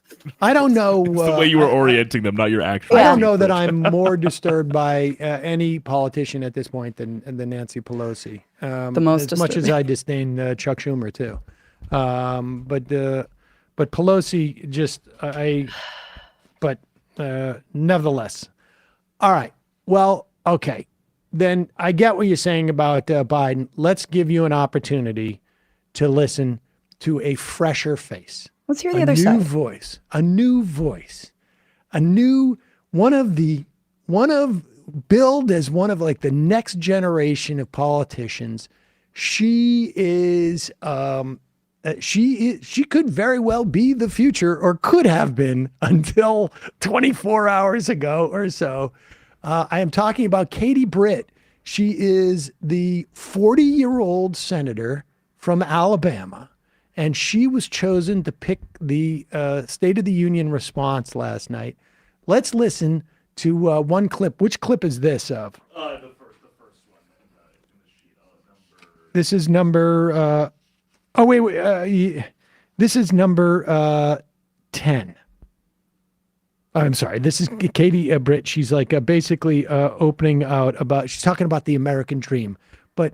Watch her. I know that you're a comedian. You're in showbiz. Sure. Tell me, we don't have a breakout star here. I never could have imagined what my story would entail. To think about what the American dream can do across just one generation, in just one lifetime, it's truly breathtaking. But right now, the American dream has turned into a nightmare for so many families. The true, unvarnished state of our union begins and ends with this. Our families are hurting. Our country can do better. And you don't have to look any further than the crisis at our southern border to see it. President Biden inherited the most secure border of all time. But minutes after taking office, he suspended all deportations, he halted construction of the border wall, and he announced a plan to give amnesty to millions. We know that President Biden didn't just create this border crisis. He invited it with 94 executive actions in his first 100 days. I mean, isn't that amazing? Have you seen Big Little Lies? No, is that a movie? Is that a show? No, it's the HBO show Big Little Lies. It's about a bunch of like elitist rich women like living in Monterey, California. That's all that plays. You know the song? Anyway, people in the audience definitely know Big Little Lies. That's all I see. Before we dig into the whatever substance there was, let's talk about where she is. She's in a kitchen, not a kitchen. She's on a set. Oh, I think that's her real kitchen. Where else would she be, though? She's a woman. Oh, yeah. So initially, you're like, first of all, I don't know if it's actually a kitchen. I'm hearing a little echo, and I feel like it might actually be a set. It's definitely not a green set. I think it might be a set. I don't think you can put it back up on the thing. Put it back up on the thing. It never occurred to me that it was a set. It very much looks like a set. Just the way it's. Well, obviously the way it's lit, but those apples don't look like you can eat them. But like, I love how not you a can real literally kitchen. go. You can take that picture. We put it up on the screen. Is she up on the screen? Okay, just look at it for 1 second. If we were to shift the timeline, just even 4 seconds, she looks really distressed there, and 4 seconds she'd be like smiling and happy. No, she's angry there. Oh, there she is. Hey, oh. No, because she's on the edge of a nervous breakdown. I mean, she is she has not taken her morning Xanny. Like, she has not, obviously, wine o'clock hasn't rolled around yet. She can't get her, Sauv Blanc on. The kids are driving her crazy. She even talks about that at one point. It's just wild to me that a sitting senator would choose to be in an effing kitchen. Happy International Women's Day. Go back into the kitchen. Holy God. And then her whole thing is just, again, maybe you have another show reference, but have you seen Barry? The psycho killer? Yeah. I mean, vaguely. Okay. Sally Reed, his love interest, just like. Oh my God, Francesca. That is so good. Perfect. And it is her looks like overacting her. And her just psycho eyes. Oh my God! That's a crime that she's also about to tell you something she's talking like how Sally acts on stage, how she performs. This is she just took an acting class. I mean, she's been given some notes. All right, grip your chest at this point, break into a smile, a little bit of a cry here. I mean, she kind of nailed it. I honestly think that she must have rehearsed this a million times. It was because this reminds me of commercial reads that you do. You go out. I used to go out on commercial reads, particularly voiceovers, and you'd have lines, and you'd be like, you would signify to yourself, okay, this is where the turn is. Yeah, and this is where, but you'd only have one or two turns, and let's say, she goes back and forth. And a dozen on so many lines. And this is one of the most rehearsed things I've ever seen by someone who's not a great actor. She's she's an okay actor, but not a great actor. And for something this canned, it was one of the most bizarre things. Do we have another clip of her? We can play it, yeah. Let's do the Biden expanded the border. I mean, Biden continued the construction of the border wall. I just want to correct her on that. Complete lies. Here, do number 11. Where we at 11? Yeah, we can go. We could talk more about her crisis at the border. Here we go. Oh boy, the R word. And it is past time, in my opinion, that we start acting like it. President Biden's border policies are a disgrace. This crisis is despicable. And the truth is, it is almost entirely preventable. Yep. From fentanyl poisonings to horrific murders. There are empty chairs tonight at kitchen tables just like this one because of President Biden's senseless border policies. Just think about Laken Riley. In my neighboring state of Georgia, this beautiful 22-year-old nursing student. You literally went out don't on a care about jog her. one morning, but she never got the opportunity to return home. She was brutally murdered by one of the millions of illegal border crossers President Biden chose to release into our homeland. Y'all, as a mom, I can't quit thinking about this. I mean, this could have been my daughter. This could have been yours. And tonight, President Biden finally said her name. But he refused to take responsibility for his own actions. Mr. President, enough. You've been is a enough. bad boy. Innocent Americans are dying, and you only have yourself to blame. Fulfill your oath of office. Reverse your policies. End this crisis and stop the Commit suffering. suicide. Do you kill yourself? It's That was actually scary. The music is So actually- scary. We should say the Republicans were not pumping in the theremin. I was into the, but that is like, that was one of the most intense, like, and then she just like goes, and what are the great things about it? Like, look at my Rice Krispie treats I've made. Yeah, out she's of about children's blood. Yeah. She is doing too much. I think that's what we call doing too much. But Hat I don't on know a if you- hat. yeah. I don't know if you have the clip, but she also like we're like 4 minutes in and she's like, I met with a young girl who was and do you have that? Do we have that? This is Just like, what are you? This is so not safe for prime time. incidentally, that cross that she has on her chest is tattooed on. Yeah. No, I'm joking. That's I think it's just a chain.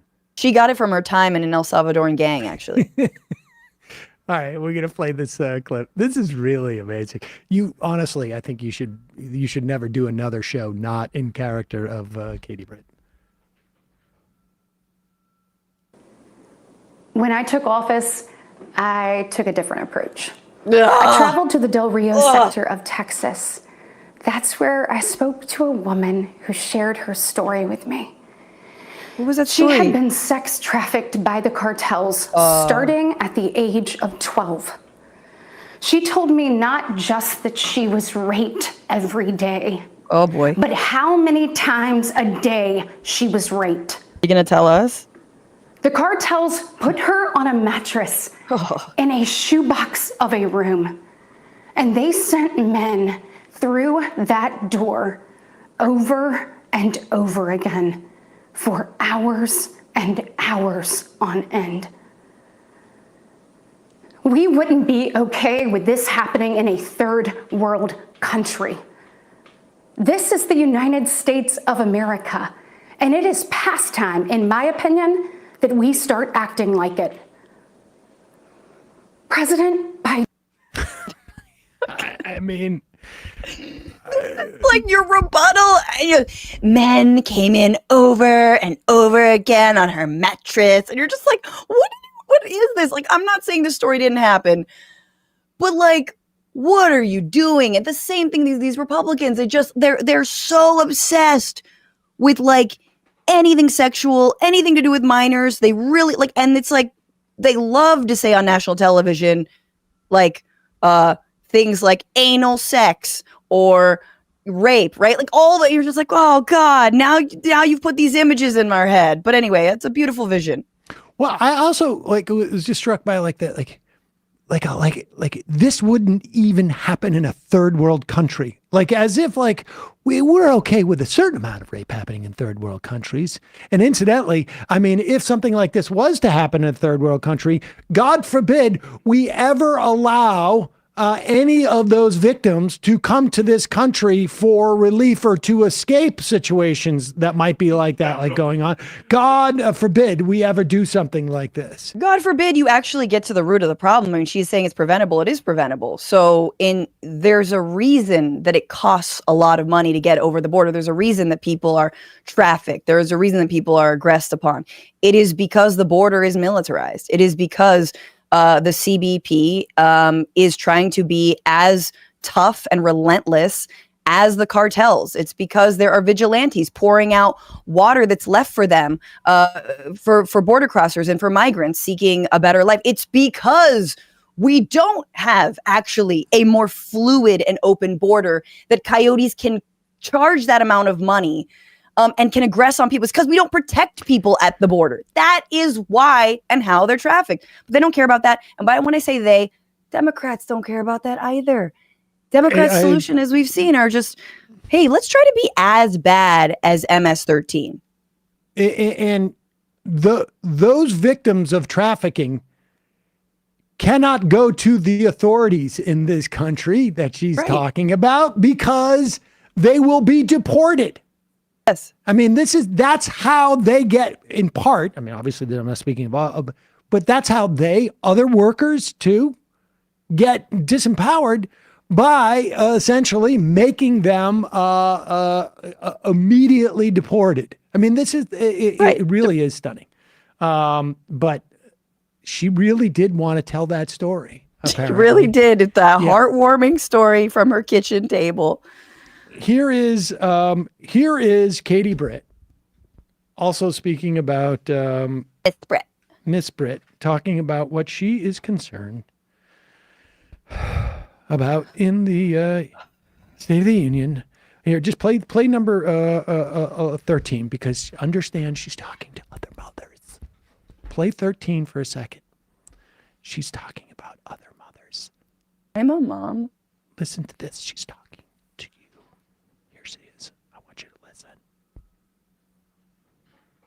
Oh God, that face, just the smile.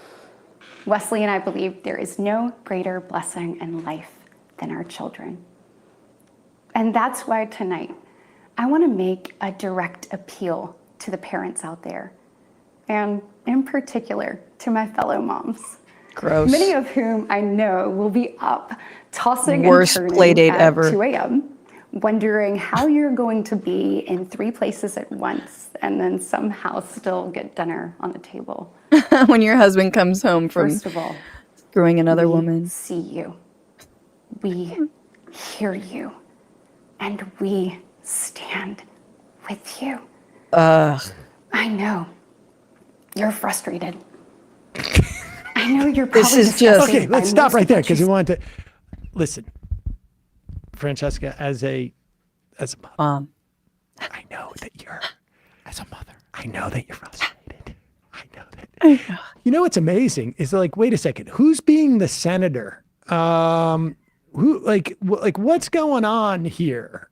What isn't her husband helping out, or is that like she doesn't have enough on her plate because she's in the Senate? Like what's happening at that household? She undoubtedly relies on someone who is undocumented or was undocumented to raise her 3 children. Come on. She has to commute to work between Alabama and Washington, D.C. How are you going to get dinner? We have a white It's so disgusting. Also, she's from Alabama. I want to speak to all the moms out there, all the people who want to be parents out there. Yeah, what about the people whose IVF treatments are in peril right now because of anti-abortion laws? Some legislation. If it's meant to be. You can still go to jail if you get an abortion, but we just signed some legislation. I just want to talk about PB&Js with the crust cut off right now, because that's what's most important for my little Wesley. I just want to make it clear that clip we played is from after in the same speech where she was talking about the rape. Correct. I just want to make this clear. Like, yeah, that was 4 minutes in the rape part. This is 15 minutes. We could have like had these clips that danced around to make it seem like she was sort of like, No, she opened with R. schizophrenic in a sort of like in a vernacular way, like schizophrenic and like in terms of her emotional roller coaster. But there's no way that we could have assembled clips in such a way that would have been more sort of like bipolar, if you will. Not necessarily, I'm not talking the emotional problem, but I'm talking about like then the actual speech. Now we will go back in a little bit. Let's just do this because one of the things as a mother, I'm sure you understand, Franchesca, even though your child can't hold a phone or could barely hold a phone, it's TikTok. So listen to this. Soldiers and 2 Navy SEALs. Meanwhile, the Chinese Communist Party is undercutting America's workers. China is buying up our farmland, spying on our military installations, and spreading propaganda through the likes of TikTok. You see, the CCP knows. Well, hold on, pause it for a second. Wait, What do they know? How are the Chinese undercutting our workers by propagandizing on TikTok? Anyways, Yeah, well, we'll get to that. But but look, she knows the bucket she's hitting. This is all for, like, again, the sort of bored soccer mom. Like, they love true crime, so you've got to have some like harrowing rape story. Then the Chinese Communist Party. I'm assuming there are only Q clues and Q drops behind her in the sort of fake lemons and apples she's had staged. We'll look for those later, of course. Yeah. See my basil I've got in my set. I mean, my kitchen behind me. Yeah. I've got basil. But she's speaking to all the moms who are going like, I know you've just joined Facebook and you were getting used to that. And now there's a new thing. Now they're changing it. Now everything is vertical. And I thought we were doing horizontal videos. And I have to hold my phone up. You know what that does to my carpal tunnel syndrome? I had just found out what a Finsta is, and now I've got to go to TikTok. Go ahead. I don't have Riz. Installations and spreading propaganda through the likes of TikTok. You see, the CCP knows that if it conquers the minds of our next generation, it conquers America. Oh, God. And what does President Biden do? Well, he bans TikTok for government employees, but creates an account for his own campaign. Y'all, you can't make this stuff up. Look, we all. No, pause it for 1 second. I know we didn't make this up. I mean, he actually did have. And that's a good point. Like, that's a pretty good point. But if you were afraid that the Chinese were pushing anti-American propaganda on TikTok, wouldn't the best thing to do, or one of the things you would do, is we're going to put on some pro-propaganda on TikTok, like I'm going to fight back on it by going on TikTok. Yeah.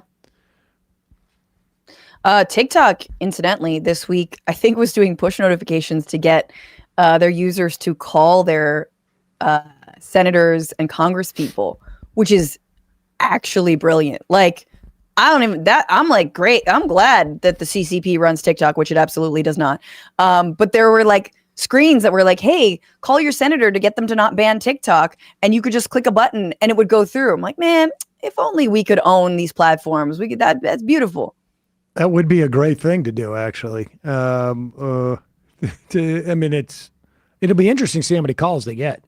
Yeah, because the House Energy and Commerce Committee voted 50-0 to this bill to ban TikTok all nationwide. So he was like, call your reps, call your prayer. They got deluged with calls from teens. Good. It was teens and 65-year-olds being like, I only use TikTok, please don't. But this is the Republican Party platform. I mean, and Democrat, I guess, is like, we want to ban two things, TikTok and sex for pleasure. Right.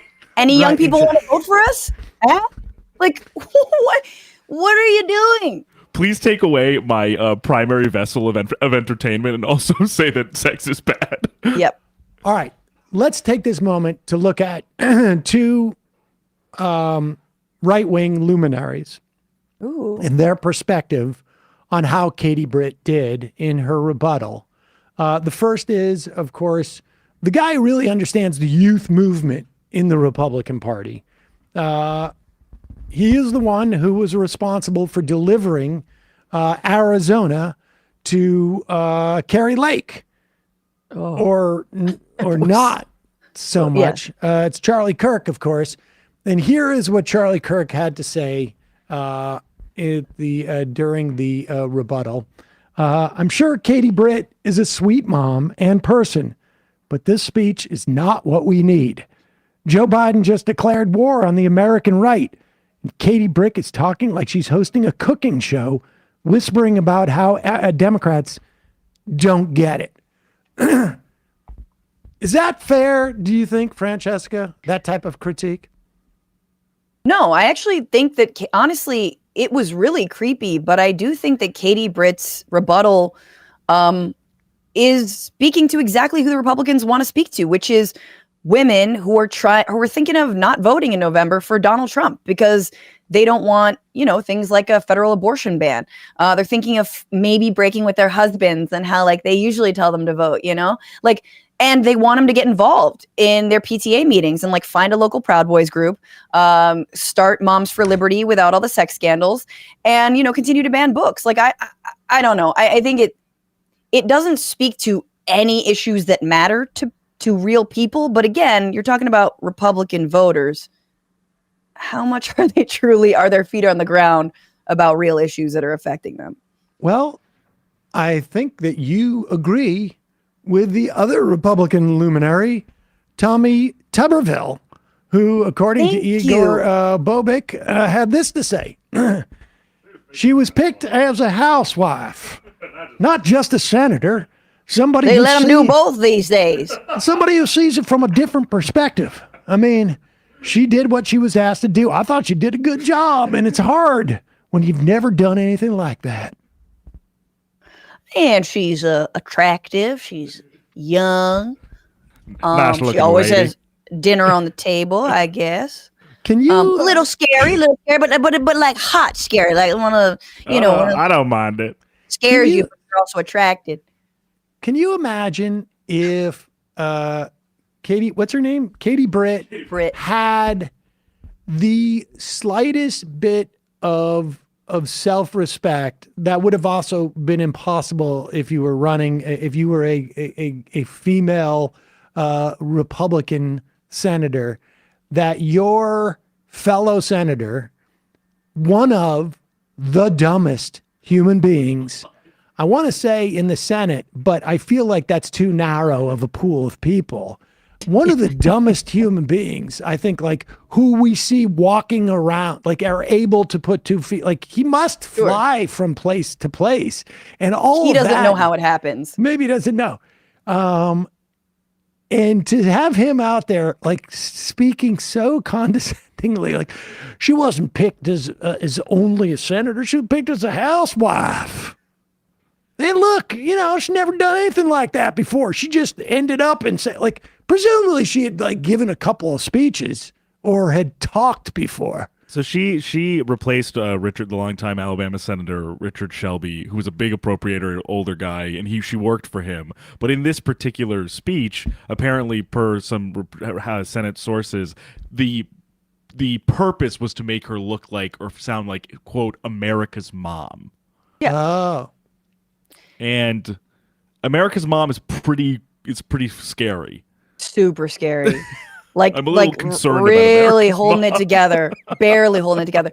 But again, I'm curious what Republican women think, because they don't like Liz or Lynn Cheney, right? That's too forceful. That's too strong. Yeah. Also, you can never cross Donald Trump / a man.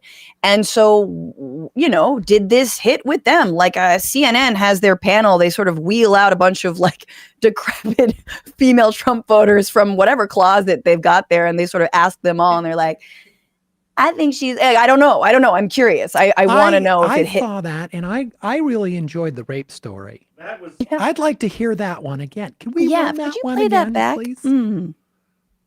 That I thought was really good. We don't hear enough of those. Oh yeah. It's supposed to make you feel like you're just meeting your friend from across the street or down the street, and you go across the street, you sit down at the kitchen table, and let's talk a little bit more about the rape story. And all the he was like, Chinese and the "That's so TikToks." Gemini of you," but also the CCP is a Gemini. Like that's it's scary because it's like this actually would work on some people. And here's what I will say about her performance, just as from a performer level, she went all in, and you gotta sell it. You gotta sell a joke. You gotta sell an act out. She didn't go halfway. She went all in. So to say that she looked like she didn't believe it, no, she looked like she believed herself. But I mean, maybe a little bit too much. Again, maybe doing a little too much, but I just want to know, like, what is her husband doing? She's off being a senator, and this dude's not in charge of, like, I'm staying up at night. I'm staying up at night. I'm actually not thinking about what we're going to do in the Senate, but I'm worried about what I'm going to feed the kids tomorrow, because my husband, he just sits in his man cave. He doesn't come out of the man cave. I just put a little bit of onions, a little bit of oil and onions, so the smell of onions just wafts through the house. And so then when he comes home, he knows something's cooking, even though there's nothing cooking. But then I don't get hit. That's actually what women in the 50s used to do, apparently.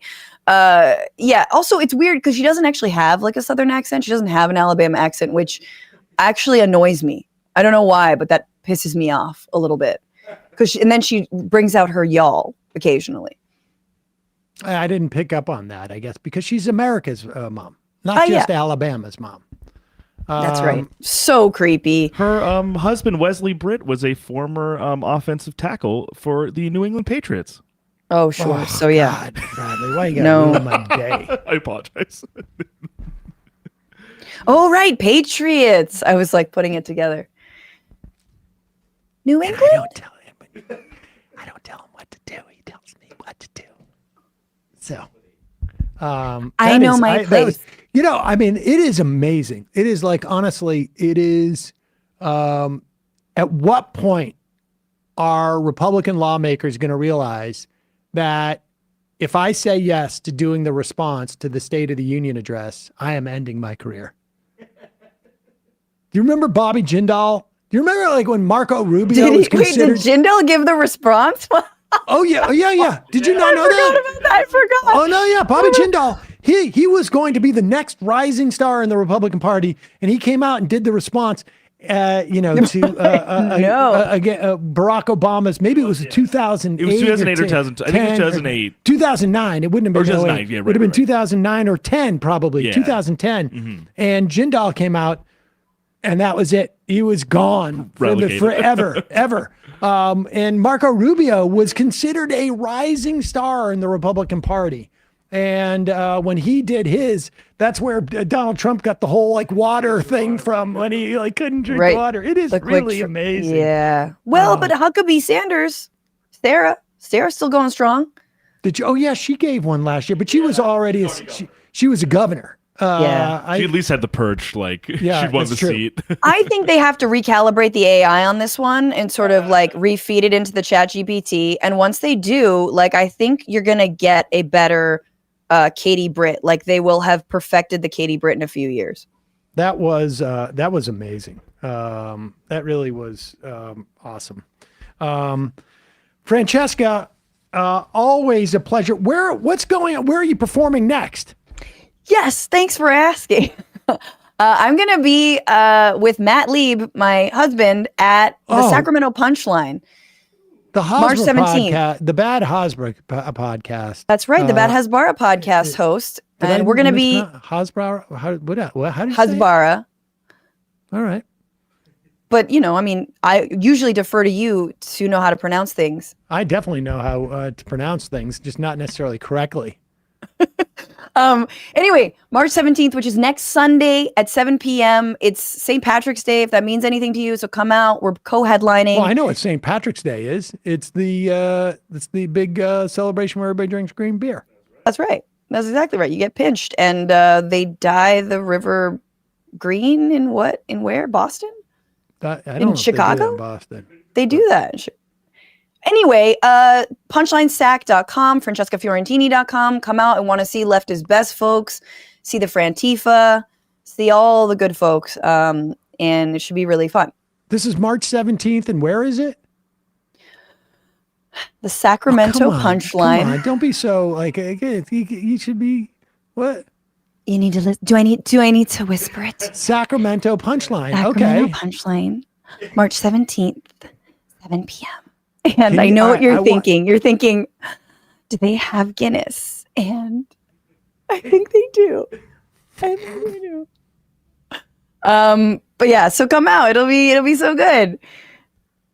Next time you're gonna come on, I'm gonna actually ask you to like start happy, then go to tragic very quickly, then go to like super creepy, back to happy, back to creepy, back to happy. Yeah, you just have to give a little. It'll be like all the color cues or something, and I will do it. Yeah, yes, like, a little dial. Like this type of thing. I was about to come in to my kitchen. If my kitchen looked half as nice as that set, I would have gone live for my kitchen. It does not. You should have done it from your kitchen today. You should do your whole show from your kitchen and be America's mom. Yeah, why not? America's mom is tired. America's mom is tired of all this. America's mom is in Sacramento next Sunday. Come see me. Thank you so much for having me. Good to see you. And good to see you too. All right, folks, we'll put a link to Francesca's show. Go check that out. Matt Lieb, Matt Hasbara, I guess it is. Did I say it right? Congressional baseball fan, Sam really counting on you not to spill the beans about why American Jews go to Chinese restaurants on Christmas for our annual meeting with the CCP. Shh, this is just between us. Haymarket, they dye the river green in Chicago. Fierce Deity, I'd love to make fun of the fact that this guy was a nobody player, but I'm sure if Matt Light's wife were a senator, it would be similar. Where's my list of... we're not going to take any phone calls. It's Friday. I got to go and go to... I'm going to a laser tag party. So presumably we're just freebie Friday this, right? Oh, yeah. Okay. I guess we're freebieing Friday. Folks, it's a freebie Friday. You're not really getting a taste of what we do in the fun half so much because we're not taking phone calls. We went long with Franchesca because Katie Britt is... I want all my Google alerts on Katie Britt now. I want to see every time she gives a speech.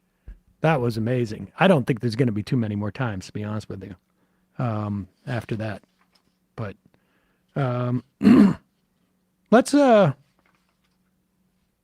to clip 18. Have some fun here. There is nothing more predictable, at least over the course. And, again, I've been doing this now professionally for 20 years, almost to the day. And it feels like every 18 months, we see a different iteration of this pitch.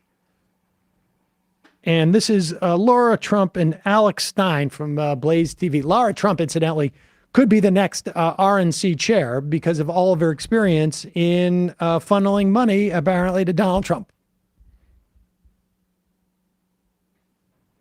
So Fat Joe's obviously one of the most famous rappers, and he bought the Trump shoes, and he had to make a video talking about it. He's like, it's not that I love Donald Trump, it's that I'm a sneakerhead. Why? If you collect art, do you really know what Basquiat was into? Do you know what Andy Warhol was into? Any of these artists that you was into? You love the art. So you get it. I guess they separate art from the person. Now, me as a sneaker collector, I had to get my hand on the Trumps. Once again, I'm not a Trumper. I dislike Trump. I'm not voting for him, not now, not never.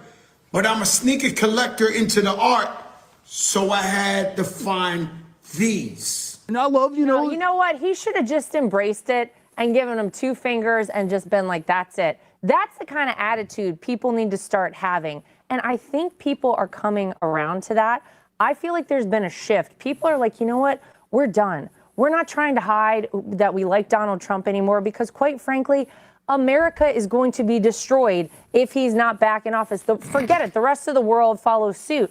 People need to just start speaking up and speaking loudly. Don't apologize for getting a pair of Donald Trump sneakers. Pause it for 1 second. Pause it for 1 second. I have to ask. I want you to go back just a little bit. Understand the premise of what well, there's 2 things. One, why are they on a spaceship that is flying through the air at a very slow speed? That's one thing I want to say. Like, honestly, like, I'm getting nauseous with their set, where it's as if this thing is sort of like hovering around the, above the earth in some weird way and spinning. Like one of those spinning restaurants. It's very strange choice. It's like a loitering let's just be spacecraft. clear on Lara Trump's argument here.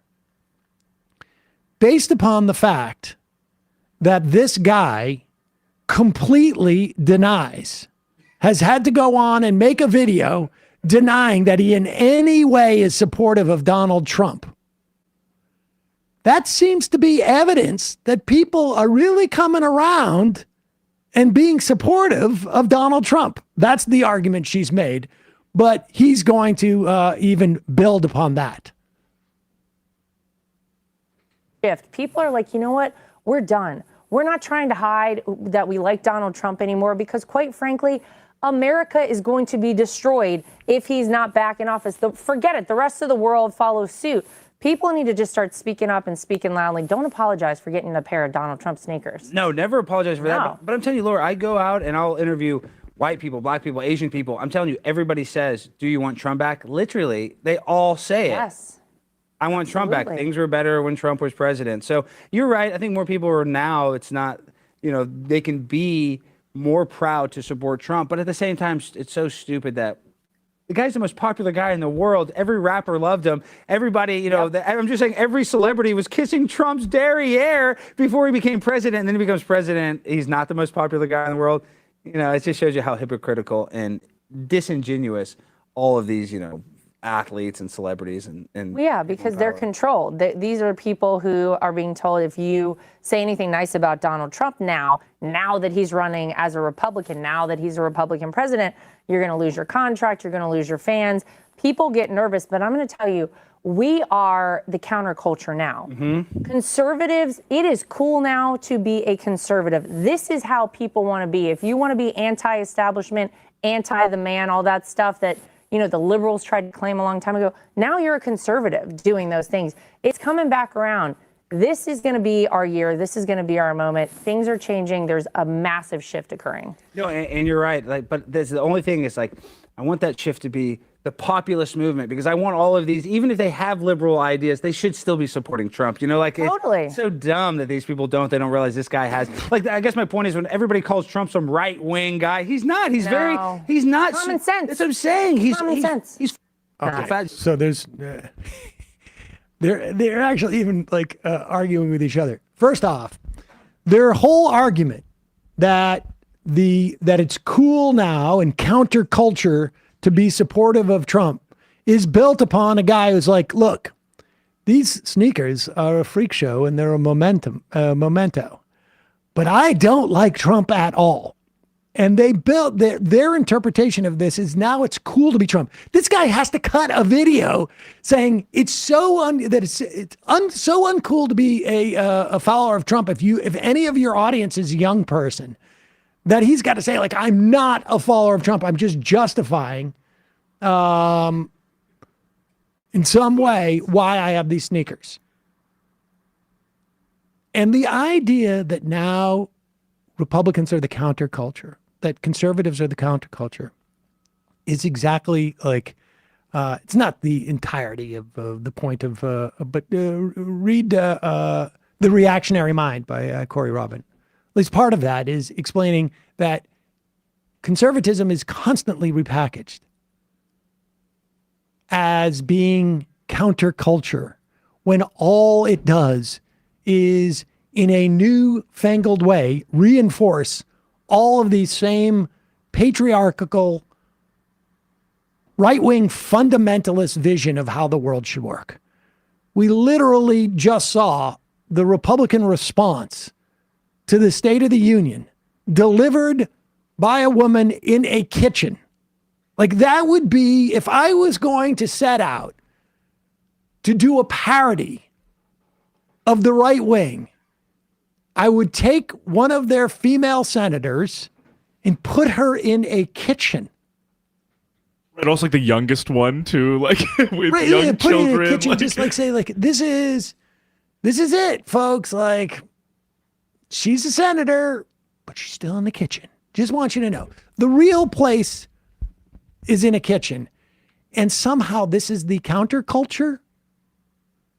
It's fascinating. All it does is reinforce these, like, sort of,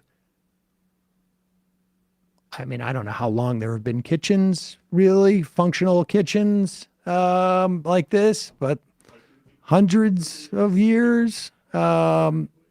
These tropes, it's all it does is reinforce it. Fascinating. We still got one. We got time for this last one too.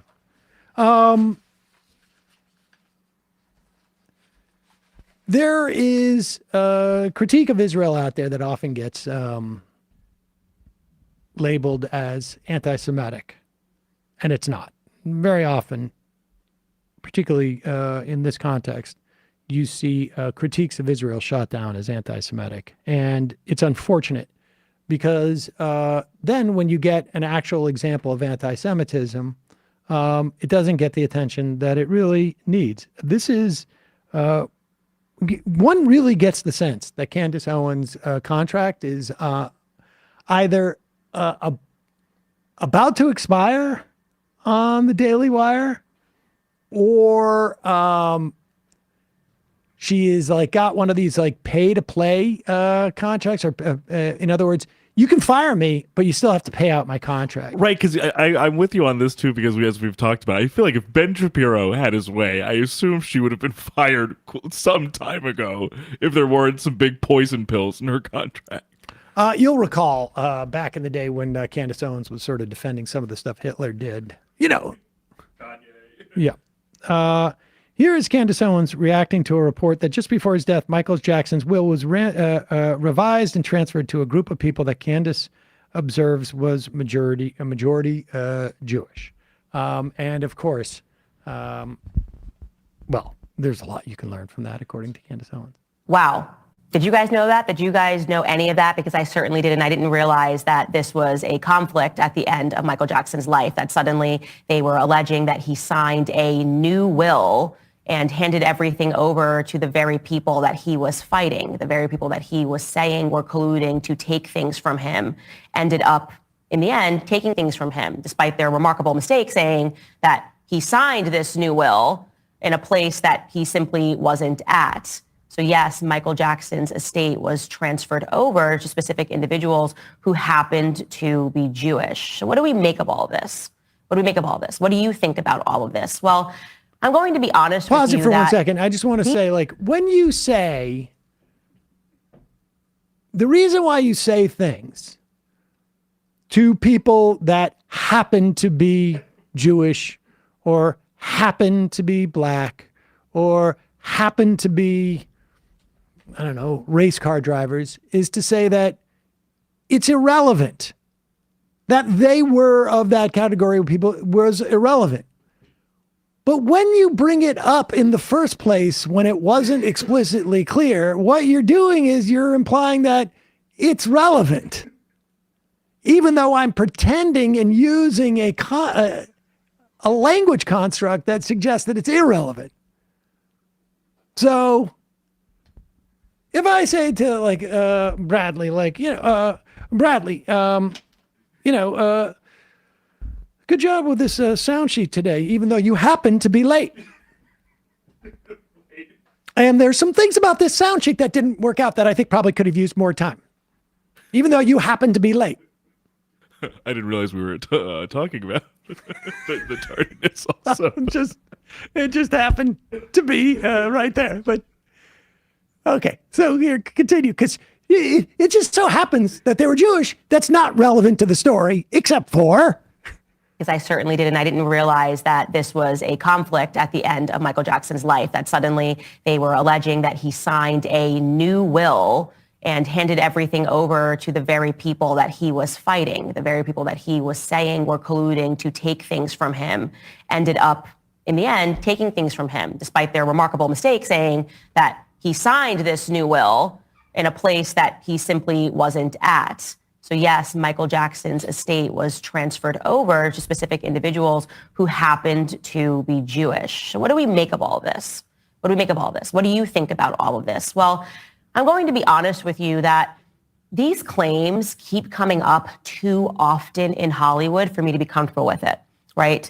We saw this, obviously, it's not just now the Diddy lawsuit. It's not just now Michael Jackson. We also have seen these claims with Kanye West, notoriously, obviously, when he tweeted out, I'm about to go DEFCON 3 on some Jews, and the media freaked out, and people in the Jewish community were understandably very scared, not knowing what he meant.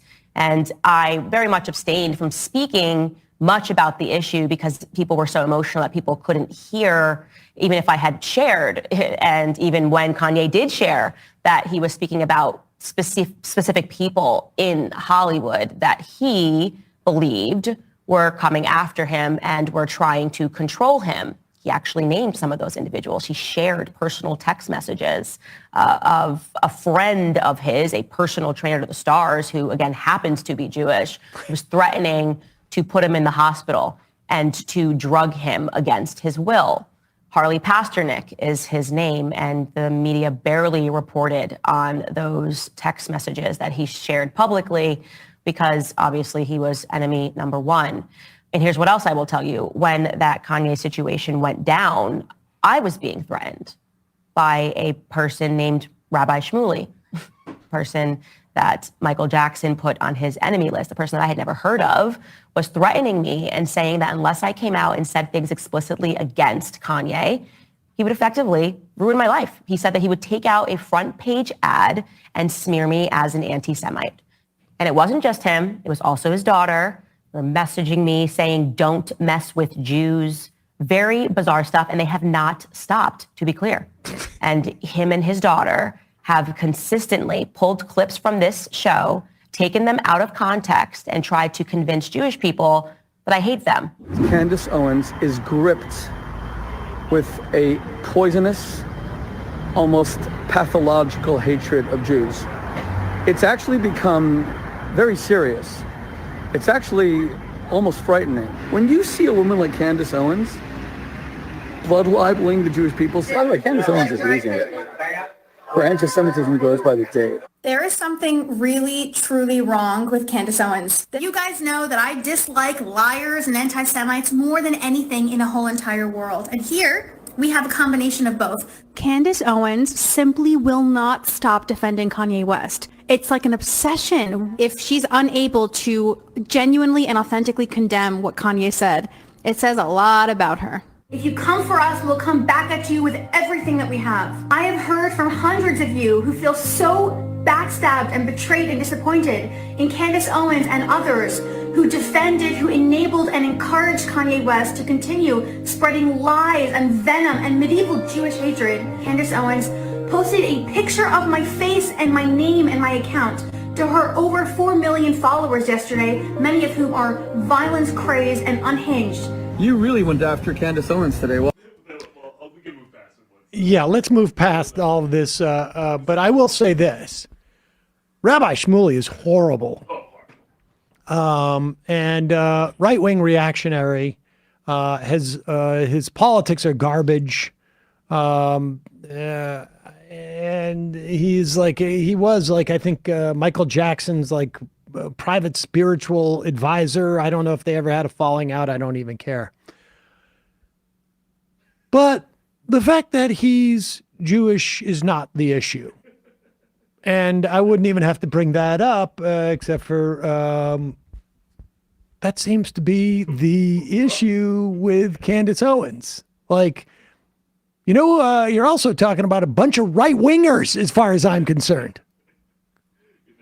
They just happen to be right wing. Disgusted by her because she hates Israel. We are coming for you, Candace, on the media, on social media, on Instagram, on Facebook, on Twitter. The more she defends Kanye West, the more we're going to call her out. Defending Kanye, we will come for you. It's utterly ridiculous. It's insane. I know many Jewish people watch this show. Many Jewish people are my friends. And so what I believe is something that should be explored is whether or not what's happening is that just like within all communities, there are gangs, right? Gangs can form. We understand this. In the Black community, we've got the Bloods and we've got the Crips. Well, imagine if the Bloods and the Crips were doing horrific things, murdering people, controlling people with blackmail. And then every time a person spoke out about it, the Bloods and the Crips would call those people racist. Would get the media to say those people were racist. Any person that was talking about a specific gang, a small group of people, would say, oh my God, no. That's like slavery. You can't at all say anything bad about the Bloods and the Crips. And the entire Black community believed it and was scared and thought, oh my God, like, is slavery actually coming back? It would be emotional manipulation because, of course, we would know that despite the fact that the Bloods and the Crips are Black, that the majority of Black people do not support the crimes that they have committed, the crimes that they continue to commit. Pause it, because all the times where rational human beings go, Bloods and Crips. I mean, they happen to be Black, which I don't think you have to be Black to be in the Bloods and the Crips, but let's just pretend like that. The Bloods happen to be Black. Yeah, I don't remember hearing stuff like that. And then another offshoot. People talking about the Bloods and the Crips, but not so much about, and they happen to be Black. And then another offshoot gang, also Black. She's talking about people with blackmail. And then every time a person spoke out about it, the Bloods and the Crips would call those people racist. Would get the media to say those people were racist. Any person that was talking about a specific gang, a small group of people, would say, oh my God, no. That's like slavery. You can't at all say anything bad about the Bloods and the Crips. And the entire Black community believed it and was scared and thought, oh my God, like, is slavery actually coming back? It would be emotional manipulation because, of course, we would know that despite the fact that the Bloods and the Crips are Black, that the majority of Black people do not support the crimes that they have committed, the crimes that they continue to commit. It's a gang. But what if that is what is happening right now in Hollywood, if there is just a very small ring of specific people who are using the fact that they are Jewish to shield themselves from any criticism? It's food for thought, right? And I think, again, there have been enough people that are speaking out about a ring in Hollywood, also a ring potentially in DC, that we should start to ask those questions. All of us, Black, Spanish, Jewish, Chinese, Japanese, all Americans should want answers because this appears to be something that is quite sinister. Wow. Something sinister. It's a group of people, and the only thing that she can come up with is that they happen to be Jewish. How can we assess who this group of people are? All we know is that they happen to be Jewish. Is there any other delineation? They're just a group of sinister, happen to be Jewish people. I'm not saying all Jews. I'm just saying the sinister ones who are part of that group, who are not geographically located in one place or have any other distinguishing figures, except for they happen to be Jewish, and they're part of that group. I mean, this is... Ben Shapiro is probably chomping at the bit to get out of this my gosh. And he's so desperate to get into Hollywood. I wonder if that's what's keeping him out of Hollywood, that group of happen to be Jewish people. The equivalent of the Bloods and the Crips. That is really, I mean, I don't think Candace Owens is super bright. I mean, I don't think she's like, Tommy Tuberville stupid, but and she doesn't strike me as super bright, but maybe slowly walking up to the line of being a full-on anti-Semite is not that complicated or sophisticated, but that's what she's really doing. I mean, she's really, really close to like, it just so happens this group are Jews. I didn't say all Jews. It just so happens that 99% of Jews, I mean, that's where she's like headed. Just so happens that Jews who have power, which is, overrepresented in the media and the... and I happen to have an issue with them. I just happen to have it. That is amazing. That is amazing. 6.5 minutes of that is just nuts.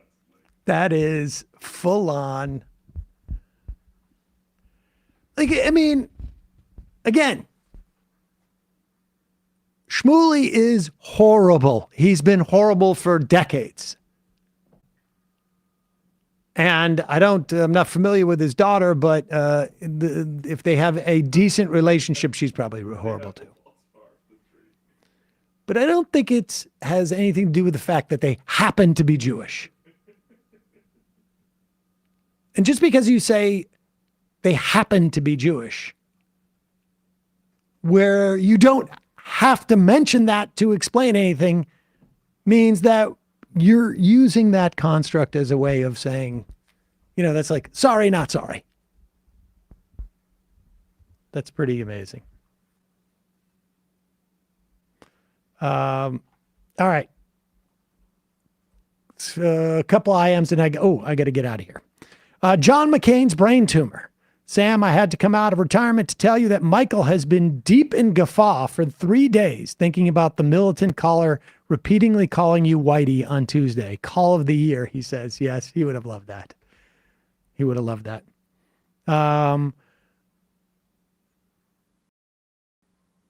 No ball stow scratch. Fetterman seems to be the right of Biden on Israel. Fair enough. Juniper J. I think the senator is speaking Evangel speak. By the way, Franny can explain political positions better than any politician I've ever heard. It's a kitchen counter, Sam. Therefore, it's a counterculture. Well done. Golden Oyster Cult. March 7th marks my 7th wedding anniversary to my amazing wife. Also, our 10th anniversary as a couple since we got married on the anniversary of our first date. Can I get a shofar? Love you, Laura. Oh, congratulations.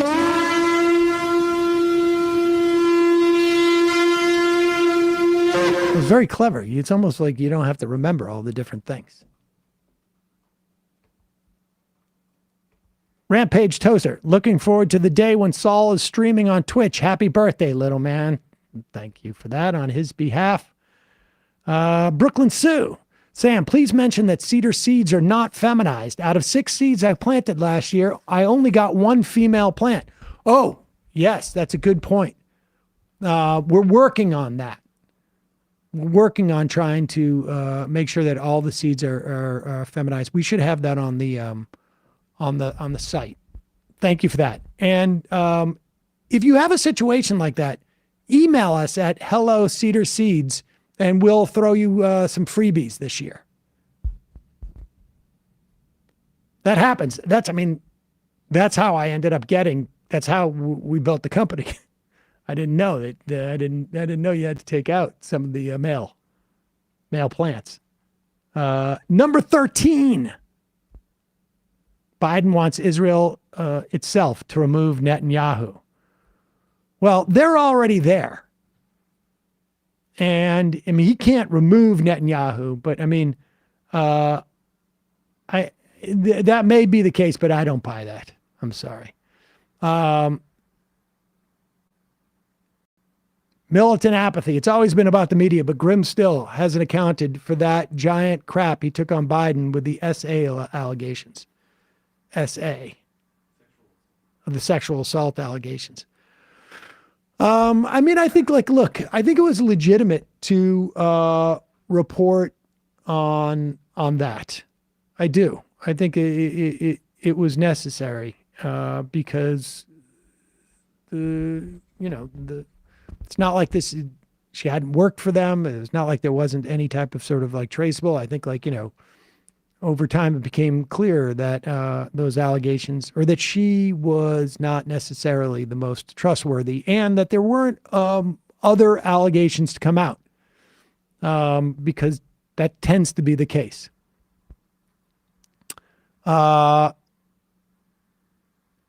Creepy and fake at the same time. Do you think she believes what she's saying? Speaking about Britt, I maybe. Spocko. What does it mean that Biden, a Catholic, told Bibi, a Jew, that they're coming to have a come to Jesus meeting? Does that mean Biden's trying to convert Bibi to Christianity? Seriously, what does that mean? It's a euphemism for it's time for you to be held to account. That's what that means. Like, you need to see the writing on the wall and get on the right side of this. It's not a euphemism, a idiom. Catfish James, the way the Biden speech just falls off at a cliff when he's about to make a major point doesn't make me think of him younger or more energetic. Oh, let's play this last clip with Hannity. This is how you know that Biden undercut the narrative that the right, I think, some in the center also wanted to promote. Now, like, personally for me, I don't care about Biden's age in a vacuum. I worry that at various times that he may not have the energy that it's going to take to defeat Donald Trump. And for me, his age is more problematic because of when he entered politics, and many of those political ideas that he has and his sense of what happens in the real world is anachronistic in my mind. But here is Sean Hannity letting you know that Joe Biden's, the narrative, Joe Biden did not cooperate with the narrative during this State of the Union address. And welcome to Hannity. We start tonight with a Fox News alert. Tonight, President Joe Biden laid out his radical wish list for America. His speech was so hyped up, it was bizarre. I will not be shouting the whole hour. Frankly, so at odds with everyday Joe, it's even frightening to me. He spent most of the night shouting, speeding through his speech, and clearly overcompensating from the normal everyday Joe that can barely string two sentences together. At times, it became uncomfortable watching him screaming and yelling and speeding through that speech. The AP affectionately called it feisty. I guess that's one way to describe it. Tonight, America saw let's say, a very different Joe Biden. I might call him jacked up Joe, and that's being charitable. He sounded like a hyper-caffeinated, angry old man. We'll have a lot more on that coming up. I mean, they're bummed because it's very hard to sell slow, groggy Biden and then complain that he's jacked up now. We saw a different president, but the problem with that construction is that if you're trying to sell the fact that this guy's too old and he cannot meet the moment when crisis is there, which is really what the story is about, right? I mean, like, that's the fear, that when crisis strikes, he's not going to be able to, like, rise to the moment. You can't then turn around and say, like, he was like a different guy. He was really there. Because then what do you have to, what then do you allege is going on, right? Do you say he was on something that was altering his brain chemistry? Like, I mean, because they're alleging in other ways that he's senile, basically, that he's borderline, he's saying he usually can't string two sentences together. So what do you attribute that change to? If they have something that somehow like reversed his dementia, I would be very interested in that. Can I invest in it? I don't know much about stocks or stuff like that, but I will invest in that. It's quite possible, like I say, like, I don't know. Did they give him a shot of B12 or, people get that. People like do I don't know if they do like blood infusions or like, get drips after a hangover or something like that. That happens. Maybe, but okay, if that's all it takes, it undercuts it. He's bummed. It's pretty funny. What is problematic is that, like, we don't really get to see a different Donald Trump. Sometimes you get a more muted one, but he's still sort of crazy. All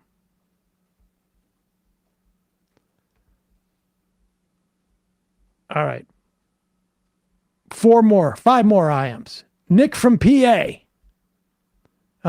These people dream of a communist Chinese takeover like Cartman in South Park when he was dreams of millions of Chinese playing synchronized drums with flashing lights while chanting LOL. So he starts harassing Chinese people at Panda Express. That's Republicans' racist harassers based upon things in their imagination. 400 blowing me. Sam, you need to play go play laser tag. It's true. Dizzle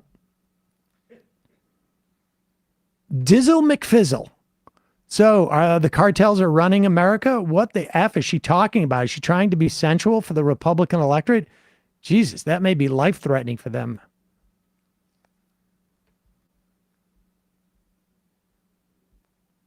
Haymarket. They dye the river. Oh, I already read that one, so I got 3 more. Trucker Carlson. There's a lot of Lynch Mob energy tied up in the Lake and Riley talk.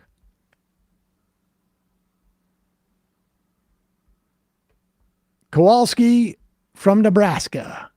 That Republican response creeps me out. Doing a bad job faking empathy just gives off skinwalker vibes. If it were the 1600s, she'd definitely be burned at the stake for being possessed by a witch. Unfortunately, she has set back feminism by at least 2 decades. And the final IM of the week.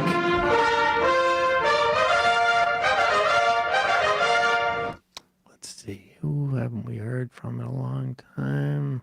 We got a lot of people. Let's just go with, I don't recognize this. Amy. Should the girl who was sexually trafficked be able to get an abortion? Good point. Bradley, good job today, Solo. Matt. Emma in absentia. Great job this week. Dorsey. John Aarons on our booking. Julie. And happy birthday to Julie this week. My sister. Corey. Jake over at the AM Quickie. Check out the AM Quickie, amquickie.com. Sign up for that. Chris, Maria, great job. Isaac, great job this week. And of course, Kyle, thank you for all of this existing. Folks, we'll see you on Monday. It might take all the strength I got to get to where I want, but I know somehow I'm gonna get there. I wasn't looking when I just got caught between the truth and the lie bar, but finding out won't make me feel any better. Yeah, I know the clock is ticking, but the meds are gonna kick in, and my pilot light shining bright. I guess somewhere the choice was made for the option where you don't get paid, for the road that bends before it finally breaks you. I guess somehow I lost my drive between the 101 and the 5. Do you know how far the detour takes you? Yeah, I know the clock is ticking, but the meds are gonna kick in, and my pilot light shining bright.